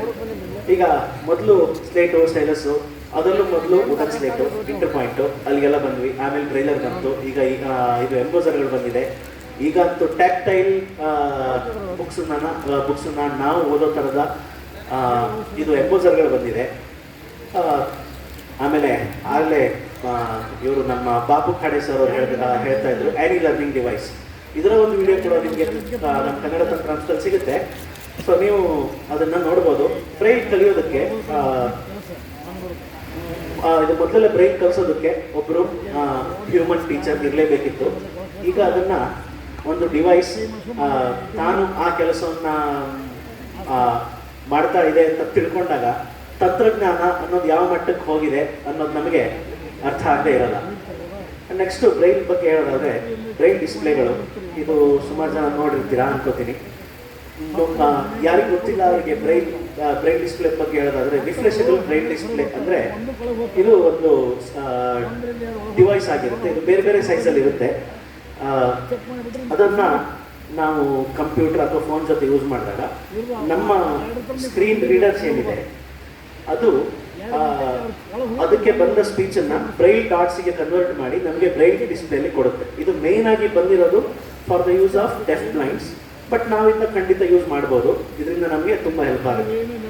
ಇದು ಬ್ರೈಲ್ ಡಿಸ್ಪ್ಲೇಗಳ ಬಗ್ಗೆ. ಈಗ ನೆಕ್ಸ್ಟು ಕೆಲವು ಬ್ರೈಲ್ ಈಗ ನಾವು ಬ್ರೈಲ್ನ ಈಗ ಪ್ರಿಂಟೆಡ್ ಟು ಬ್ರೈಲ್ ಕನ್ವರ್ಟ್ ಮಾಡಬೇಕಾದ್ರೆ ಈಗ ಕೆಲವು ಇದು ಬಿಬ್ಲಿಯೋಸ್ ಅಂತ ಕೆಲವು ಅಡ್ವಾನ್ಸ್ ಸಾಫ್ಟ್ವೇರ್ಗಳು ಬಂದಿದೆ. ಸೊ ಈಗ ಕೆಲವು ಆ್ಯಪ್ಸ್ ಫ್ರೀ ಇರುತ್ತೆ, ಮತ್ತೆ ಕೆಲವು ತುಂಬ ಕಾಸ್ಟ್ಲಿ ಇರುತ್ತೆ, which we cannot afford of course.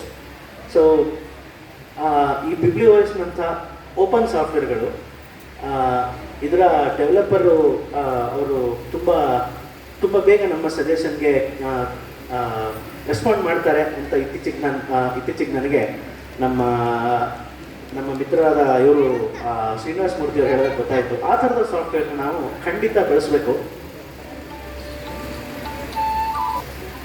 ಮತ್ತು ನಾವು ಬ್ರೈಲ್ನ ಇನ್ನೂ ಎಫೆಕ್ಟಿವ್ ಆಗಿ ಯೂಸ್ ಮಾಡೋದಕ್ಕೆ ಏನು ಮಾಡಬೇಕು ಅಂದರೆ, ಈ ಬ್ರೈಲ್ನ ನಾವು ಎಲ್ಲೆಲ್ಲಿ ಬಳಸ್ತೀವಿ, ಈಗ ಫಾರ್ ಎಕ್ಸಾಂಪಲ್ ಸಾಫ್ಟ್ವೇರ್ ಮತ್ತು ಡಿವೈಸಸ್, ಅದ್ರ ಬಗ್ಗೆ ನಮ್ಮ ಫೀಡ್ಬ್ಯಾಕನ್ನು ಕೊಡಬೇಕು.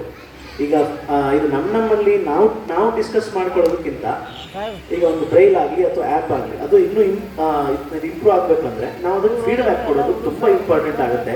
ಅದಕ್ಕೊಂದು ಎಕ್ಸಾಂಪಲ್ ಹೇಳೋದಾದರೆ, ನಾನು ಇತ್ತೀಚೆಗೆ ನಮ್ಮ ಫ್ರೆಂಡ್ ಇವರು ಶ್ರೀನಿವಾಸ ಮೂರ್ತಿ ಅವ್ರದ್ದು ಡಿಸ್ಕಸ್ ಮಾಡ್ತಾ ಇದ್ದೆ.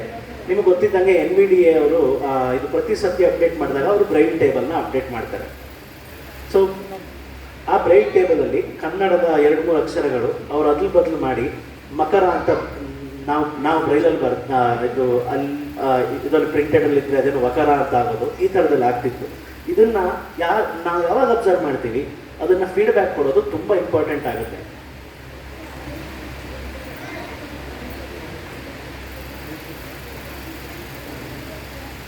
ಸೊ ಕೊನೆಯದಾಗಿ ನಾನು ಏನು ಹೇಳ್ತೀನಿ ಅಂದರೆ, ನಮ್ಮ ಹತ್ರ ನಾವು ಎಷ್ಟೋ ಆ್ಯಪ್ಗಳನ್ನು ಯೂಸ್ ಮಾಡ್ತೀವಿ, ಅದನ್ನು ಬೇರೆ ಬೇರೆ ಥರ ಫಾರ್ ಎಕ್ಸಾಂಪಲ್ ನಾನು ಆಗಲೇ ಹೇಳಿದಂಗೆ AI ಅಪ್ಲಿಕೇಶನ್ಸ್, ಅದನ್ನು ಇನ್ನೂ ಬೇರೆ ಬೇರೆ ಥರ ಯೂಸ್ ಮಾಡೋಣ. ಮತ್ತು ಎಲ್ಲೆಲ್ಲಿ ಫೀಡ್ಬ್ಯಾಕ್ ಅವಶ್ಯಕತೆ ಇದೆಯೋ ಅದನ್ನು ಕೊಡೋಣ ಅಂತ ಹೇಳ್ತಾ ನಾನು ಹೇಳಿದ ಮಾತನ್ನು ಮುಗಿಸ್ತೀನಿ. ಧನ್ಯವಾದಗಳು.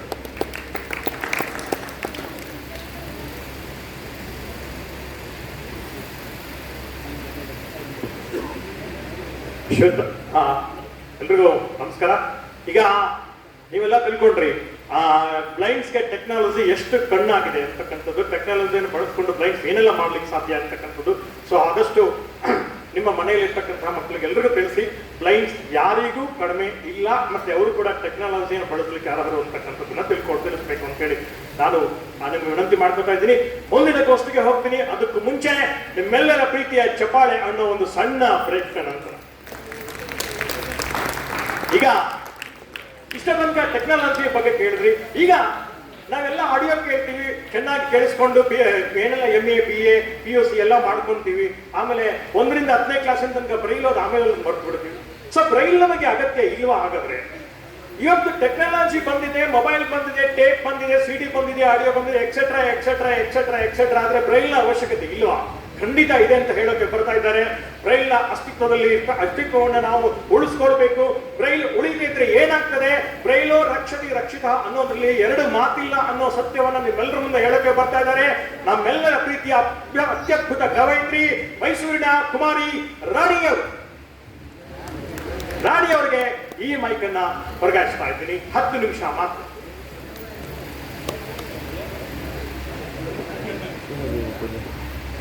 ಕೇಳಿಸ್ತಿದೆಯಾ ಎಲ್ಲರಿಗೂ? ನಿಮ್ಮ ಮುಂದೆ ಮತ್ತೊಮ್ಮೆ ರಾಣಿ.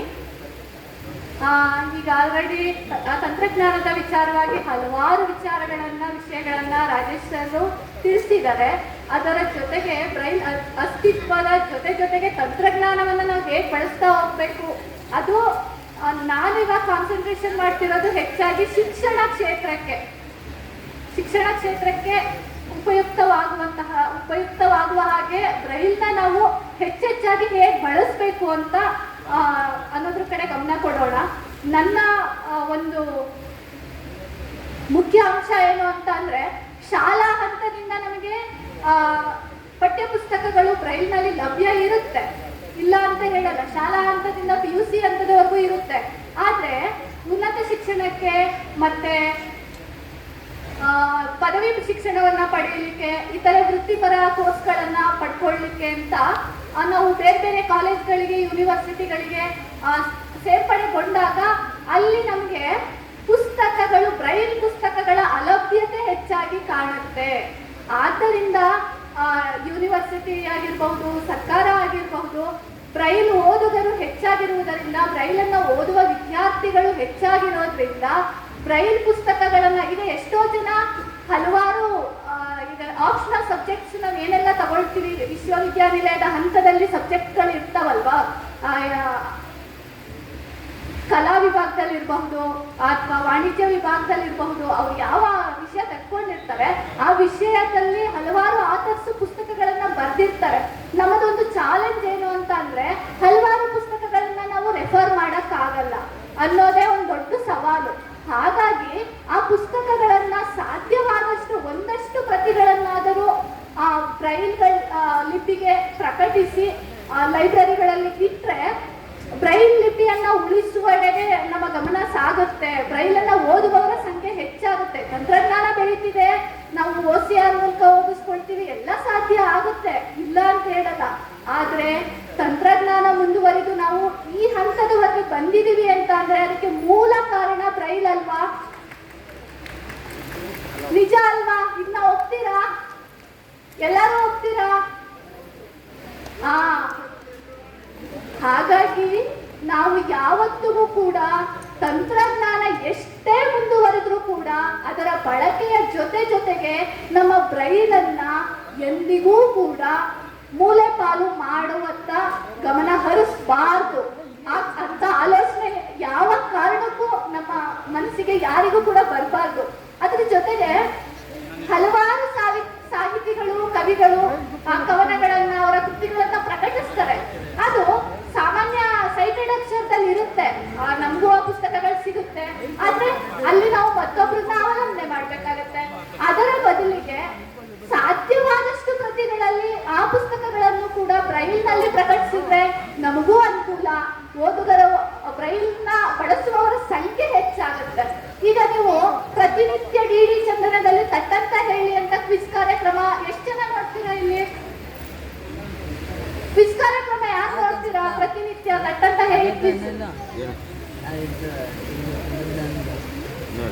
ಯಾರು ನೋಡಲ್ವಾ? ನೋಡ್ತೀರಾ ಅಲ್ವಾ? ಅಲ್ಲಿ ಸರಿ ಉತ್ತರ ಕೊಟ್ಟವ್ರಿಗೆ ಏನ್ ಕೊಡ್ತಾರೆ ಬಹುಮಾನವಾಗಿ? ಪುಸ್ತಕಗಳು ಯಾವ ಅಕ್ಷರದಲ್ಲಿರುತ್ತೆ? ಸೈಟೆಡ್ ಅಕ್ಷರದಲ್ಲಿ ಇರುತ್ತೆ.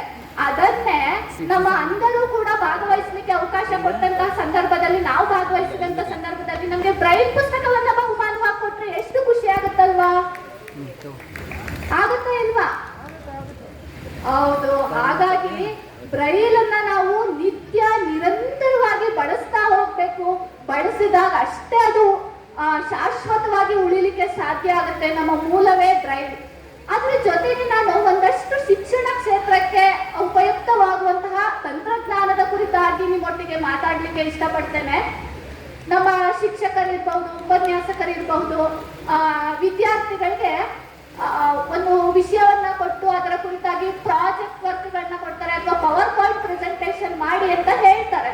ಆದ್ರೆ ನಾವೆಲ್ಲ ನಮ್ಮ ಬಳಿ ಎಲ್ಲರ ಹತ್ರನೂ ಕಂಪ್ಯೂಟರ್ ಇದೆಯಾ?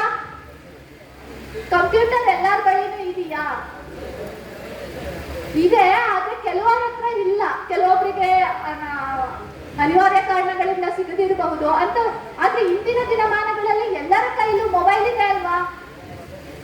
ಮೊಬೈಲ್ನ ಸಹಾಯದಿಂದ ನಾವು PPTಯನ್ನ ಬಹಳ ಸುಲಭವಾಗಿ ಸಿದ್ಧ ಮಾಡಬಹುದು. ಪವರ್ ಪಾಯಿಂಟ್ ಪ್ರೆಸೆಂಟೇಷನ್ ಅನ್ನ. ಅದಕ್ಕೆ ನಾನೇ ಉದಾಹರಣೆ. ನನ್ನ ಯೂಟ್ಯೂಬ್ ಚಾನೆಲ್ಗೆ ಪವರ್ ಪಾಯಿಂಟ್ ಪ್ರೆಸೆಂಟೇಷನ್ ಅನ್ನ ನಾನು ಗೂಗಲ್ ಸ್ಲೈಡ್ ಸಹಾಯದಿಂದ ಕ್ರಿಯೇಟ್ ಮಾಡಿ ವಿಡಿಯೋನ ಮಾಡಿ ಅಪ್ಲೋಡ್ ಮಾಡ್ತೀನಿ. ಹಾಗಾಗಿ ನನ್ನ ಅನುಭವವನ್ನ ನಿಮ್ಮೊಟ್ಟಿಗೆ ಹಂಚ್ಕೊಳ್ತಿದ್ದೀನಿ. ದಯವಿಟ್ಟು ನಿಮಗೆ ತರಗತಿಗಳಲ್ಲಿ ಪವರ್ ಪಾಯಿಂಟ್ ಪ್ರೆಸೆಂಟೇಷನ್ ಮಾಡ್ಲಿಕ್ಕೆ ಅವಕಾಶ ಸಿಕ್ಕಿದಾಗ ಕಂಪ್ಯೂಟರ್ ಇಲ್ಲ, ನೆಪಗಳನ್ನ ಹೇಳ್ಬೇಡಿ. ದಯವಿಟ್ಟು ಸಿಕ್ಕ ಅವಕಾಶಗಳನ್ನ ಸದುಪಯೋಗ ಪಡಿಸ್ಕೊಳ್ಳಿ. ಗೂಗಲ್ ಸ್ಲೈಡ್ ಅಂತ ಅಪ್ಲಿಕೇಶನ್ಗಳನ್ನ ಬಳಸ್ಕೊಳ್ಳಿ. ಜೊತೆಗೆ ಇವತ್ತು ಆನ್ಲೈನ್ ಯುಗ. ನಮ್ಗೆ ಏನೇ ಮಾಹಿತಿ ಬೇಕಾದ್ರೂ ನಮ್ಮ ಬೆರಳ ತುದಿಯಲ್ಲಿ ನಮಗೆ ಸಿಗುತ್ತಲ್ವಾ? ಅದಕ್ಕಾಗಿ ಹಲವಾರು ರೀತಿಯಲ್ಲಿ ನಾವು ಸರ್ಚ್ ಮಾಡ್ತೀವಿ. ಯೂಟ್ಯೂಬ್ ಅಲ್ಲಿ ಸರ್ಚ್ ಮಾಡ್ತೀವಿ, ಗೂಗಲ್ ಕ್ರೋಮ್ ಅಲ್ಲಿ ಸರ್ಚ್ ಮಾಡ್ತೀವಿ. ಅದರ ಜೊತೆಗೆ ವಿಕಿಪೀಡಿಯಾ ಅಂತ ಕೇಳಿದ್ದೀರಾ? ವಿಕಿಪೀಡಿಯಾ ಕೇಳಿದ್ದೀರಾ? ಅದು ವೆಬ್ಸೈಟ್ ಅಲ್ಲೂ ಕೂಡ ಲಭ್ಯ ಇದೆ. ಅದರ ಅಪ್ಲಿಕೇಶನ್ ಅಲ್ಲೂ ಕೂಡ ಟಾಕ್ ಬ್ಯಾಕ್ ಯೂಸರ್ಸ್ಗೆ ತುಂಬಾ ಆಕ್ಸೆಸಿಬಲ್ ಆಗಿದೆ. ದಯವಿಟ್ಟು ಅದರ ಮೂಲಕವೂ ಕೂಡ ನಿಮ್ಗೆ ಅವಶ್ಯಕತೆ ಇರುವಂತಹ ಮಾಹಿತಿಯನ್ನು ನೀವು ಪಡ್ಕೊಳ್ಬಹುದು. ಯಾಕಂದ್ರೆ ನಾನು ಬಳಸಿರೋದನ್ನೇ, ನನ್ನ ಎಕ್ಸ್ಪೀರಿಯನ್ಸ್ ಅನ್ನೇ ನಿಮ್ಮೊಟ್ಟಿಗೆ ನಾನು ಹಂಚ್ಕೊಳ್ತಾ ಇರೋದು. ಅದ್ರ ಜೊತೆಗೆ ಇಲ್ಲಿ ಎಷ್ಟೊಂದು ಜನ ಸ್ಪರ್ಧಾತ್ಮಕ ಪರೀಕ್ಷೆಗಳಿಗೂ ಸಿದ್ಧ ಆಗ್ತಿದ್ದೀರಾ ಅಲ್ವಾ? ಸಿದ್ಧ ಆಗ್ತಿದ್ದೀರಾ. ತರಗತಿಗಳನ್ನ ಯೂಟ್ಯೂಬ್ಗಳ ಮೂಲಕ ಹಲವಾರು ರೀತಿಯಲ್ಲಿ ಕೇಳ್ತೀರಾ. ನಿಮ್ದು ಟೈಮ್ ಟೇಬಲ್ ಪ್ರಕಾರ ಓದ್ತೀರಾ, ಇಲ್ಲ ಅಂತ ಹೇಳಲ್ಲ. ಅದರ ನಂತರ ಬಿಡುವಿದ್ದಾಗ ಏನ್ ಮಾಡ್ತೀರಾ? ರೆಸ್ಟ್ ಮಾಡ್ತೀರಾ ಅಥವಾ ಇನ್ನೇನಾದ್ರೂ ಚಟುವಟಿಕೆಯಲ್ಲಿ ತೊಡಗಿಸ್ಕೊಳ್ತೀರಾ. ಅದರ ಬದಲಿಗೆ ಟೆಕ್ಸ್ಟ್ ಬುಕ್ ಅಂತ ಒಂದು ಆ್ಯಪ್ ಇದೆ. ಯಾವ ಆ್ಯಪ್ ಹೇಳಿ? ಟೆಕ್ಸ್ಟ್ ಅಲ್ಲ, ಟೆಕ್ಸ್ಟ್ ಬುಕ್. ಓಕೆನಾ? ಆ ಅಪ್ಲಿಕೇಶನ್ ಸಹಾಯದಿಂದ ವಿಷಯವಾರು ನಾವು ಪ್ರಶ್ನೋತ್ತರಗಳನ್ನ ಅಂದ್ರೆ MCQ ಕ್ವಶನ್ ಆನ್ಸರ್ಸ್ಗಳನ್ನ ಸಾಲ್ವ್ ಮಾಡಬಹುದು. ಅದೊಂಥರ ನಮಗೆ ಟೈಮ್ ಪಾಸು ಆಗುತ್ತೆ. ನಾವೇನ್ ಕಲ್ತಿದೀವಿ ಅದನ್ನ ನಮ್ಮನ್ನ ನಾವು ಇವ್ಯಾಲ್ಯೂಯೇಟ್ ಮಾಡ್ಕೊಳ್ಳಿಕ್ಕೆ ಒಂದು ಅವಕಾಶ ಸಿಕ್ದಂಗಾಗುತ್ತೆ. ಹಾಗಾಗಿ ನಾವು ಟೆಕ್ಸ್ಟ್ ಬುಕ್ ಅಪ್ಲಿಕೇಶನ್ ಅನ್ನ ಬಳಸ್ಕೊಳ್ಳೋದ್ರ ಮೂಲಕ ನಮ್ಮ ವ್ಯಾಸಂಗವನ್ನ, ನಮ್ಮ ಅಧ್ಯಯನವನ್ನ ಮುಂದುವರಿಸಬಹುದು. ಇಷ್ಟೆಲ್ಲ ತಂತ್ರಜ್ಞಾನ ನಮಗೋಸ್ಕರ ಡೆವಲಪ್ ಆಗಿದೆ.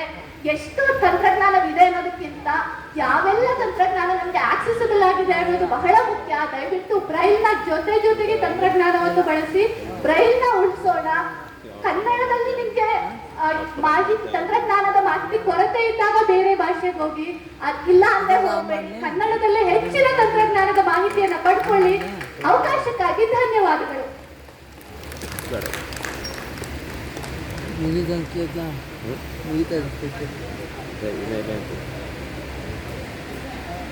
ಬ್ರೈಲ್, ನಾನು ಮುಂಚೆ ಹೇಳಿದ್ದೆ ಬ್ರೈಲ ರಕ್ಷತಿ ರಕ್ಷಿತ ಅಂತ ಹೇಳಿ. ನಮ್ಮ ಹಿರಿಯ ಕವಿಗಳು ಸನ್ಮಾನ್ಯ ಶ್ರೀ ಡಾಕ್ಟರ್ ಕೃಷ್ಣ ಅಂಬಾಳೆ ಸರ್ ಅವರು ಇನ್ನೊಂದು ಮಾತು ಹೇಳಿದ್ರು ನನಗೆ ಬಹಳ ದಿನಗಳ ಹಿಂದೆ. ಕಿವಿಗೂ ಮತ್ತೆ ಕರುಳಿಗೂ ಇರೋದಕ್ಕಿಂತ ಬೆರಳಿಗೂ ಮತ್ತೆ ಕರುಳಿಗೂ ನಂಟಿದೆ ಅಂತ ಹೇಳಿ. ಯಾವಾಗ ಕಿವಿಯಿಂದ ಕೇಳಿಸ್ಕೊಂಡಿರ್ತಕ್ಕಂಥ ಗಂಡ್ಲಿಕ್ಕೆ ಸಿಗಾಕೊಂಡು ಸತ್ತು ಹೋಗ್ಬಿಡ್ತದೆ. ಬಟ್ ಯಾವಾಗ ನಾವು ಬೆರಳಲ್ಲಿ ಓದ್ತೀವಿ, ಬೆರಳಿಂದ ಓದಿದ್ದು ಮಾತ್ರ ಕರಳಲ್ಲಿ ಓದೋದು ಕುಟ್ಕೊಳ್ತಾರೆ. ಮತ್ತೆ ಎಷ್ಟೇ ನೀವು ನೋಡಿ, ಬೆರಳೇ ನಮಗೆ ಕಣ್ಣುಗಳು. ಸೊ ನಾವು ಹೆಚ್ಚು ಓದ್ತೀವಿ, ಹೆಚ್ಚು ಕೇಳಿಸ್ಕೊಳ್ತೀವಿ, ಹೆಚ್ಚು ಓದ್ತೀವಲ್ಲ, ಓದಿದ್ದು ಮಾತ್ರ ನಾವು ಉತ್ತಮವಾಗಿ ಅತ್ಯದ್ಭುತವಾದ ವಾಗ್ಮಿಗಳಾಗೋದಕ್ಕೆ ಸಾಧ್ಯ ಅನ್ನೋದಕ್ಕೆ ಕಣ್ಣು ಕಾಣಿಸದ, ಕಿವಿಯೂ ಕೇಳಿಸದ ನಾನೇ ಪ್ರತ್ಯಕ್ಷ ಸಾಕ್ಷಿ. ಯಾಕೆ ಈ ವಿಚಾರ ತಿಳಿಸ್ತಿದ್ದೀನಿ ಅಂದ್ರೆ, ಆಗ ಕ್ವಿಕ್ ಲಿಸ್ನರ್. ಅಪ್ಪಾಜಿಯವರು ಹೇಳ್ತಾ ಇದ್ರು, ಒಬ್ಬ ಒಳ್ಳೆ ಕೇಳಿಗ ಏನ್ ಬೇಕಾದ್ರೂ ಮಾಡಬಹುದು ಅಂತೇಳಿ. ಇಲ್ಲಿ ಎಲ್ಲರಿಗೂ ಗೊತ್ತಿದೆ, ಎದುರುಗಡೆ ದರ್ಬಾರ್ ಕಾಲೇಜ್ ಇದೆ. ದರ್ಬಾರ್ ಕಾಲೇಜಿನಲ್ಲಿ ದರ್ಬಾರ್ ಕಾಲೇಜಿನ 100 ಜನ ವಾಲಂಟಿಯರ್ಸ್ ಬಂದಿದ್ದಾರೆ. ನನ್ನ ಮಾತಿಗೆ ಪ್ರೀತಿಯಿಂದ ಬೆಲೆ ಕೊಟ್ಟು ಬಂದಿದ್ದಾರೆ. ನಮ್ಮೆಲ್ಲರ ಪ್ರೀತಿಯ ಗುರುಗಳಾಗಿರ್ತಕ್ಕಂಥ ಮನೋಹರ್ ಸರ್ ಕಳಿಸಿದ್ದಾರೆ. ಅವರ ಸ್ಟೂಡೆಂಟ್ ನಾನು. ನನ್ನನ್ನು ಅತ್ಯದ್ಭುತ ವಾಗ್ಮೆಯಿಂದ ಗುರುತಿಸಿದ್ದು ಇದೇ ರಂಗಮಂದಿರ. ಸೊ ಬಹಳ ಖುಷಿ ಆಗ್ತದೆ. ಸೊ ಇನ್ನಷ್ಟು ನನಗೆ ಕೊಟ್ಟರೆ ತಾಸುಗಟ್ಟಲೆ ಮಾತಾಡ್ತೀನಿ, ಎಲ್ಲರೂ ಬೈತಾರೆ ಹೊಡಿತಾರೆ, ಅದಕ್ಕಿಂತ ನಾನು ತಪ್ಪಿಸ್ಕೋಬೇಕು. ಈಗ ಕಾರ್ಯಕ್ರಮದ ಗೋಷ್ಠಿಯನ್ನು ಮಾಡಿರ್ತಕ್ಕಂಥ ಶ್ರೀಮತಿ ರಾಣಿ ಅವರಿಗೆ ನಿಮ್ಮೆಲ್ಲರ ಪ್ರೀತಿಯ ಚಪ್ಪಾಳೆಯ ಮೂಲಕ ಧನ್ಯವಾದಗಳನ್ನು ಅರ್ಪಿಸ್ತಾ ಇದ್ದೀನಿ. ಎಲ್ಲಕ್ಕಿಂತ ಮುಖ್ಯವಾಗಿ ಅಧ್ಯಕ್ಷೀಯ ನುಡಿಗಳನ್ನಾಡೋದಕ್ಕೆ ನಮ್ಮೆಲ್ಲರ ಪ್ರೀತಿಯ ಗೆಳೆಯ ಅರವಿಂದ್ ಅವರನ್ನ ಹೃದಯ ತುಂಬಿ ಪ್ರೀತಿಯಿಂದ ಸ್ವಾಗತಿಸ್ತಾ ಇದ್ದೀನಿ. ದಯವಿಟ್ಟು ಬೇಗ ಬನ್ನಿ, ಸಾಕಷ್ಟು ವಿಷಯಗಳನ್ನ ಕುರಿತು ಮಾತಾಡಿ. ಯಾಕಂದ್ರೆ ಒಂದೇ ಒಂದು ರಿಕ್ವೆಸ್ಟ್ ಏನಂದ್ರೆ, ಕಡೆ ಪಕ್ಷ ನಿಮ್ಮ ಮಾತು ಮುಗಿಯೋವಾಗ್ಲಾದ್ರು ನನ್ನ ಬಗ್ಗೆ ಒಂದೇ ಒಂದು ಒಳ್ಳೆ ಮಾತಾಡಿಕೊಂಡು.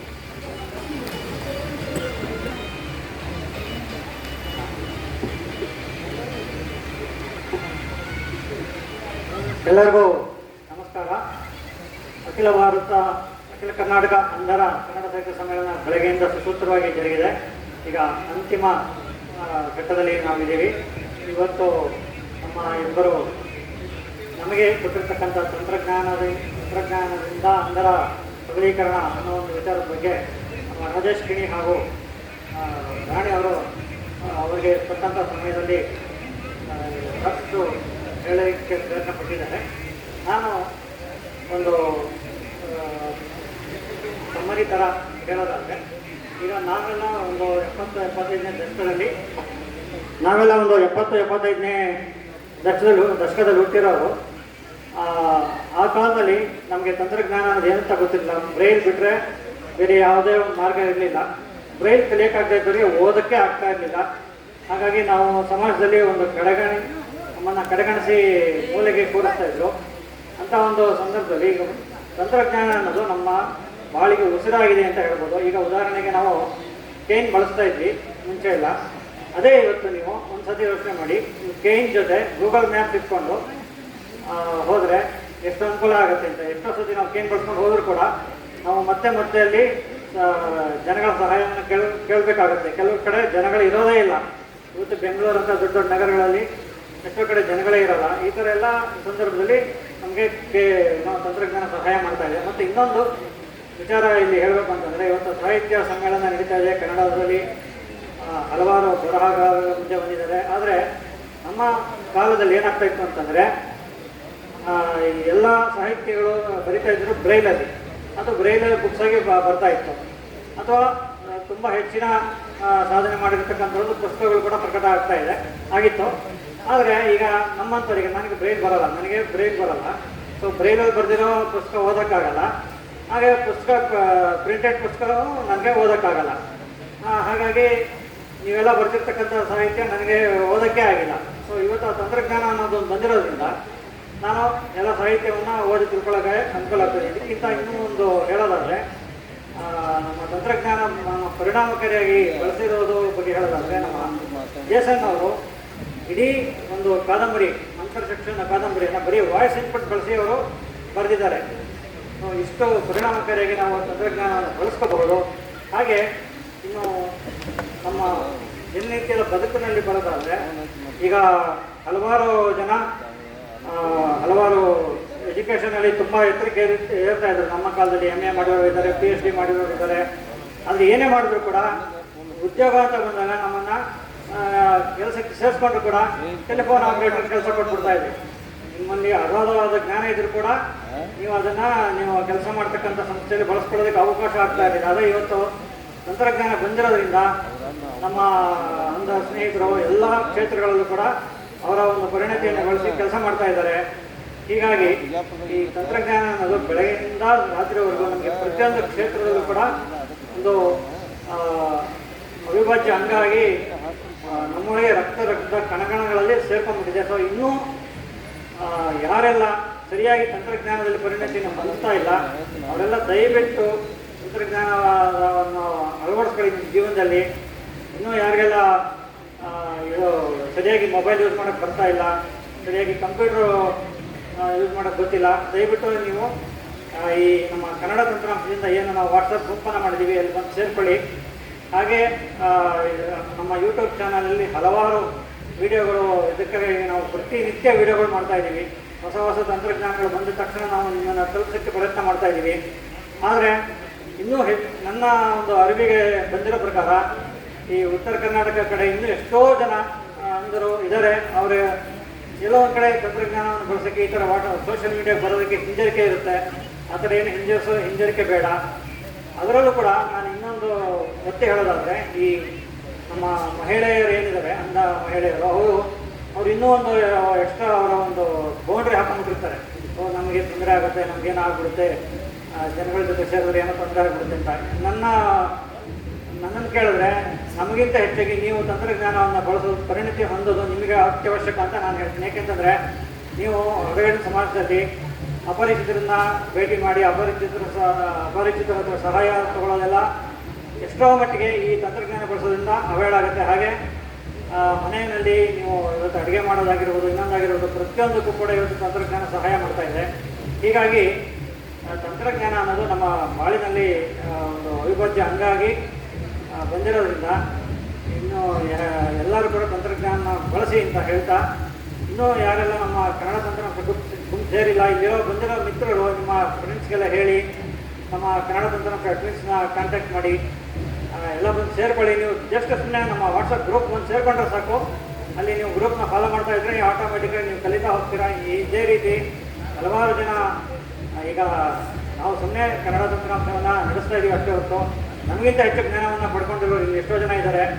ಹಾಗಾಗಿ ತಂತ್ರಜ್ಞಾನ ಅನ್ನೋದು ನಮ್ಮ ಉಸಿರಿನಲ್ಲಿ ಉಸಿರು ಅಂತ ಹೇಳ್ತಾ, ಹಾಗೆ ಈ ಸರ್ಕಾರದ ಮಟ್ಟದಲ್ಲಿ ಹಲವಾರು ಚಾಲೆಂಜಸ್ ಇವಾಗಲೂ ಫೇಸ್ ಮಾಡ್ತಾ ಇದ್ದಾರೆ. ಈ ಮೂಲಕ ನಾನು ಒಂದು 5-6 ಅಂಶಗಳ ಒಂದು ಇದನ್ನು ಬೇಡಿಕೆಯನ್ನು ಸರ್ಕಾರದಿಂದ ಇಡಬೇಕು ಅಂತ ಇವತ್ತಿನ ಸರ್ವಾಧ್ಯಕ್ಷರನ್ನು ಕೇಳ್ಕೊತಾ ಇದ್ದೀನಿ. ಅದರಲ್ಲಿ ಮುಖ್ಯವಾಗಿ ಏನಪ್ಪ ಅಂತಂದರೆ, ಈ ಎಲ್ಲ ಒಂದು ಕನ್ನಡದಲ್ಲಿರ್ತಕ್ಕಂಥ ಪಠ್ಯ ಯೂನಿಕೋಡಲ್ಲಿ ಇರಬೇಕಾಗುತ್ತೆ. ಅಥವಾ ಬೇರೆ ಯಾವುದೇ ಆಗಿರ್ಬೋದು, ಯಾವುದೇ ಭಾಷೆ ಪಠ್ಯ ಆಗಿರ್ಬೋದು, ಅದರಲ್ಲೂ ಕನ್ನಡದಲ್ಲಿರ್ತಕ್ಕಂಥ ಪಠ್ಯ ಎಲ್ಲ ಟೆಕ್ಸ್ಟ್ಗಳು ಯೂನಿಕೋಡಲ್ಲಿ ಇದ್ದರೆ ನಮ್ಮ ಸ್ನೇಹಿತರು ಅದನ್ನು ಪರಿಣಾಮಕಾರಿಯಾಗಿ ಬಳಸೋದಕ್ಕೆ ಅವಕಾಶ ಆಗುತ್ತೆ. ಹಾಗೆ ಪ್ರತಿಯೊಂದು ಇಲಾಖೆಯಲ್ಲೂ ಕೂಡ ಅಕ್ಸೆಸಿಬಿಲಿಟಿ ಕಮಿಟಿ ಅಂತ ಹೇಳಿ ಒಂದು ಮಾಡಿ, ಅದರಲ್ಲಿ ನಮ್ಮ అందರನ್ನು ಕಮಿಟಿ ಮೆಂಬರ್ ಮಾಡಬೇಕು. ಹಾಗೆ ಬ್ರೈಲ್ ಅಭಿವೃದ್ಧಿಗೂ ಕೂಡ ಏನೇನು ಅವಶ್ಯಕತೆ ಇದೆಯೋ ಅದನ್ನೆಲ್ಲ ಅಳವಡಿಸ್ಕೊಡ್ಬೇಕು ಅಂತ ಕೇಳ್ತಾ ನನ್ನ 2 ಮಾತುಗಳನ್ನು ಮುಗಿಸ್ತಾ ಇದ್ದೀನಿ. ನನಗೆ ಅವಕಾಶ ಕೊಟ್ಟಿದ್ದಕ್ಕಾಗಿ ಧನ್ಯವಾದಗಳು.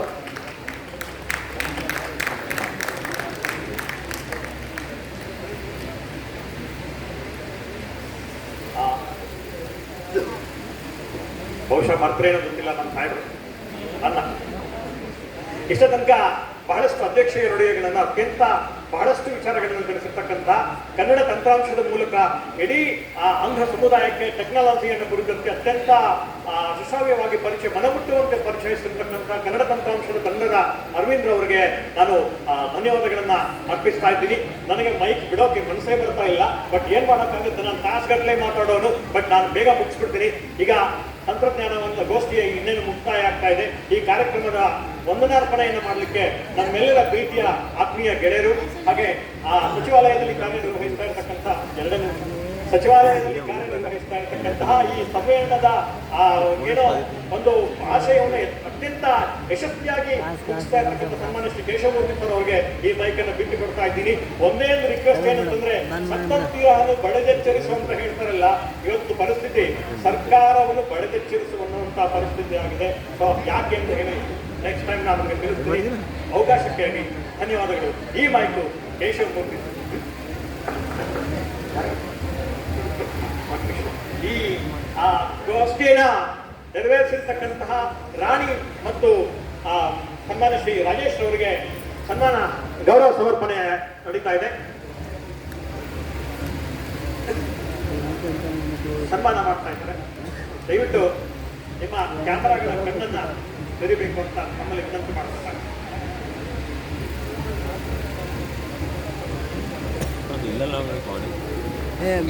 ಆತು ಮುಗಿತಾ ಬಂದ್ ಮಾಡ್ತೀನಿ. ಶ್ರೀ ಶ್ರೀ ಶ್ರೀ ಪೂಜ್ಯ ಬಸವಾನಂದ ಸ್ವಾಮೀಜಿ ರವರು ದಯಮಾಡಿ ನಮ್ಮ ತಂತ್ರಜ್ಞಾನ ಗೋಷ್ಠಿಯ ಅಧ್ಯಕ್ಷರು ಹಾಗೆ ವಿಷಯ ಮಂಡಕರಾದ ಶ್ರೀಯುತ ರಾಜೇಶ್ ಕಿಣಿ ಹಾಗೂ ಕುಮಾರಿ ರಾಣಿ ಅವರಿಗೆ ಸನ್ಮಾನ ಮಾಡಬೇಕಾಗಿ ಕೋರ್ಕೊಳ್ತಾ ಇದ್ದೀನಿ. ನಿಮ್ಮ ಆಶೀರ್ವಾದ ಅವರಿಗಿರಲಿ. ಅವರು ಹೀಗೆ ತಂತ್ರಜ್ಞಾನದ ಕ್ಷೇತ್ರದಲ್ಲಿ ಹೆಚ್ಚು ಹೆಚ್ಚು ಬೆಳೀಲಿ ಅಂತ ಆಶಿಸ್ತೇನೆ. ಸ್ವಾಮೀಜಿಯವರಿಂದ ತಂತ್ರಜ್ಞಾನ ಗೋಷ್ಠಿಯವರಿಗೆ ಸನ್ಮಾನ ಹಾಗೂ ಆಶೀರ್ವಾದ.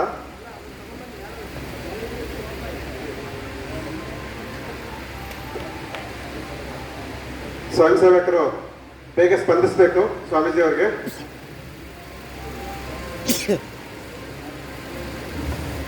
ಈ ಗೋಷ್ಠಿಯ ನಂತರ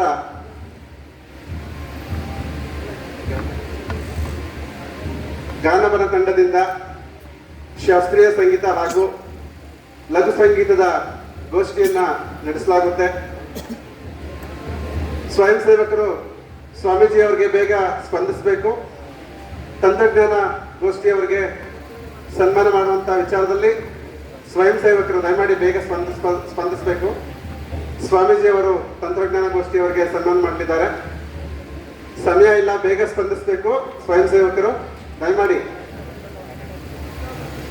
ಪುಸ್ತಕ ಮತ್ತು ಶಾಲು ಮತ್ತೆ ನೆನಪಿನ ಕಾಣಿಕೆ ದಯಮಾಡಿ ಬೇಗ.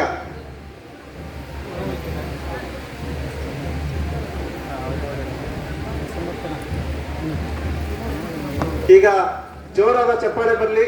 ನಮ್ಮ ಕನ್ನಡ ತಂತ್ರಾಂಶದ ಮುಖ್ಯಸ್ಥರು ಶ್ರೀಯುತ ಅರವಿಂದ್ ನಮ್ಮ ಗೋಷ್ಠಿಯ ಅಧ್ಯಕ್ಷರಾಗಿದ್ದರು.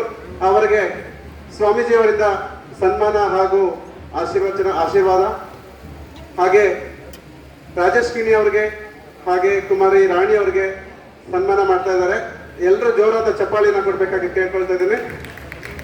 ಇಲ್ಲಿಗೆ ಈ ಒಂದು ತಂತ್ರಜ್ಞಾನ ಗೋಷ್ಠಿಯಲ್ಲಿ ಪಾಲ್ಗೊಂಡಂತಹ ಶ್ರೀಯುತ ಅರವಿಂದ್ ಈ ಕಾರ್ಯಕ್ರಮ ಈ ಒಂದು ಗೋಷ್ಠಿಯ ಅಧ್ಯಕ್ಷರಾಗಿದ್ದರು. ಬಹಳ ದೂರದಿಂದ ತಮ್ಮ ಸಮಯವನ್ನ ನಮಗೆ ಕೊಟ್ಟು ಈ ಕಾರ್ಯಕ್ರಮವನ್ನು ಸಾಕಷ್ಟು ಚೆನ್ನಾಗಿ ನಡೆಸಿಕೊಟ್ಟಿದ್ದಾರೆ. ಅವರಿಗೆ ನಮ್ಮ ಎಲ್ಲರ ಸಂಸ್ಥೆಯ ಪರವಾಗಿ ಹಾಗೂ ನನ್ನ ವೈಯಕ್ತಿಕವಾಗಿ ತುಂಬ ಹೃದಯದ ಧನ್ಯವಾದಗಳನ್ನು ಅರ್ಪಿಸ್ತೇನೆ. ಹಾಗೆ ರಾಜೇಶ್ ಕಿಣಿ ಹಾಗೂ ಕುಮಾರಿ ರಾಣಿ ಅವರಿಗೂ ಸಹ ನಮ್ಮ ಸಂಸ್ಥೆಯ ಪರವಾಗಿ ಹಾಗೂ ನನ್ನ ವೈಯಕ್ತಿಕವಾಗಿ ತುಂಬ ಹೃದಯದ ಧನ್ಯವಾದಗಳನ್ನು ಸಲ್ಲಿಸ್ತೀನಿ. ಮುಂದಿನ ಗೋಷ್ಠಿಗೆ, ಸಂಗೀತ ಗೋಷ್ಠಿಗೆ ವೇದಿಕೆಯನ್ನು ತೆರವು ಮಾಡಬೇಕು ಅಂತ ಕೇಳ್ಕೊಳ್ತಾ ಇದ್ದೀನಿ. ಅವರ ಸಂಗೀತ ಪರಿಕರಗಳನ್ನ ಅಣಿ ಮಾಡ್ಕೊಳ್ಳಿಕ್ಕೆ ಅವರಿಗೆ ಅನುವು ಮಾಡಿಕೊಡ್ಬೇಕು. ಗಾನವನ ತಂಡದಿಂದ ಸಂಗೀತ ಗೋಷ್ಠಿ, ಈ ಗೋಷ್ಠಿಯನ್ನ ನಡೆಸಿಕೊಡಲಿದ್ದಾರೆ ಶ್ರೀಯುತ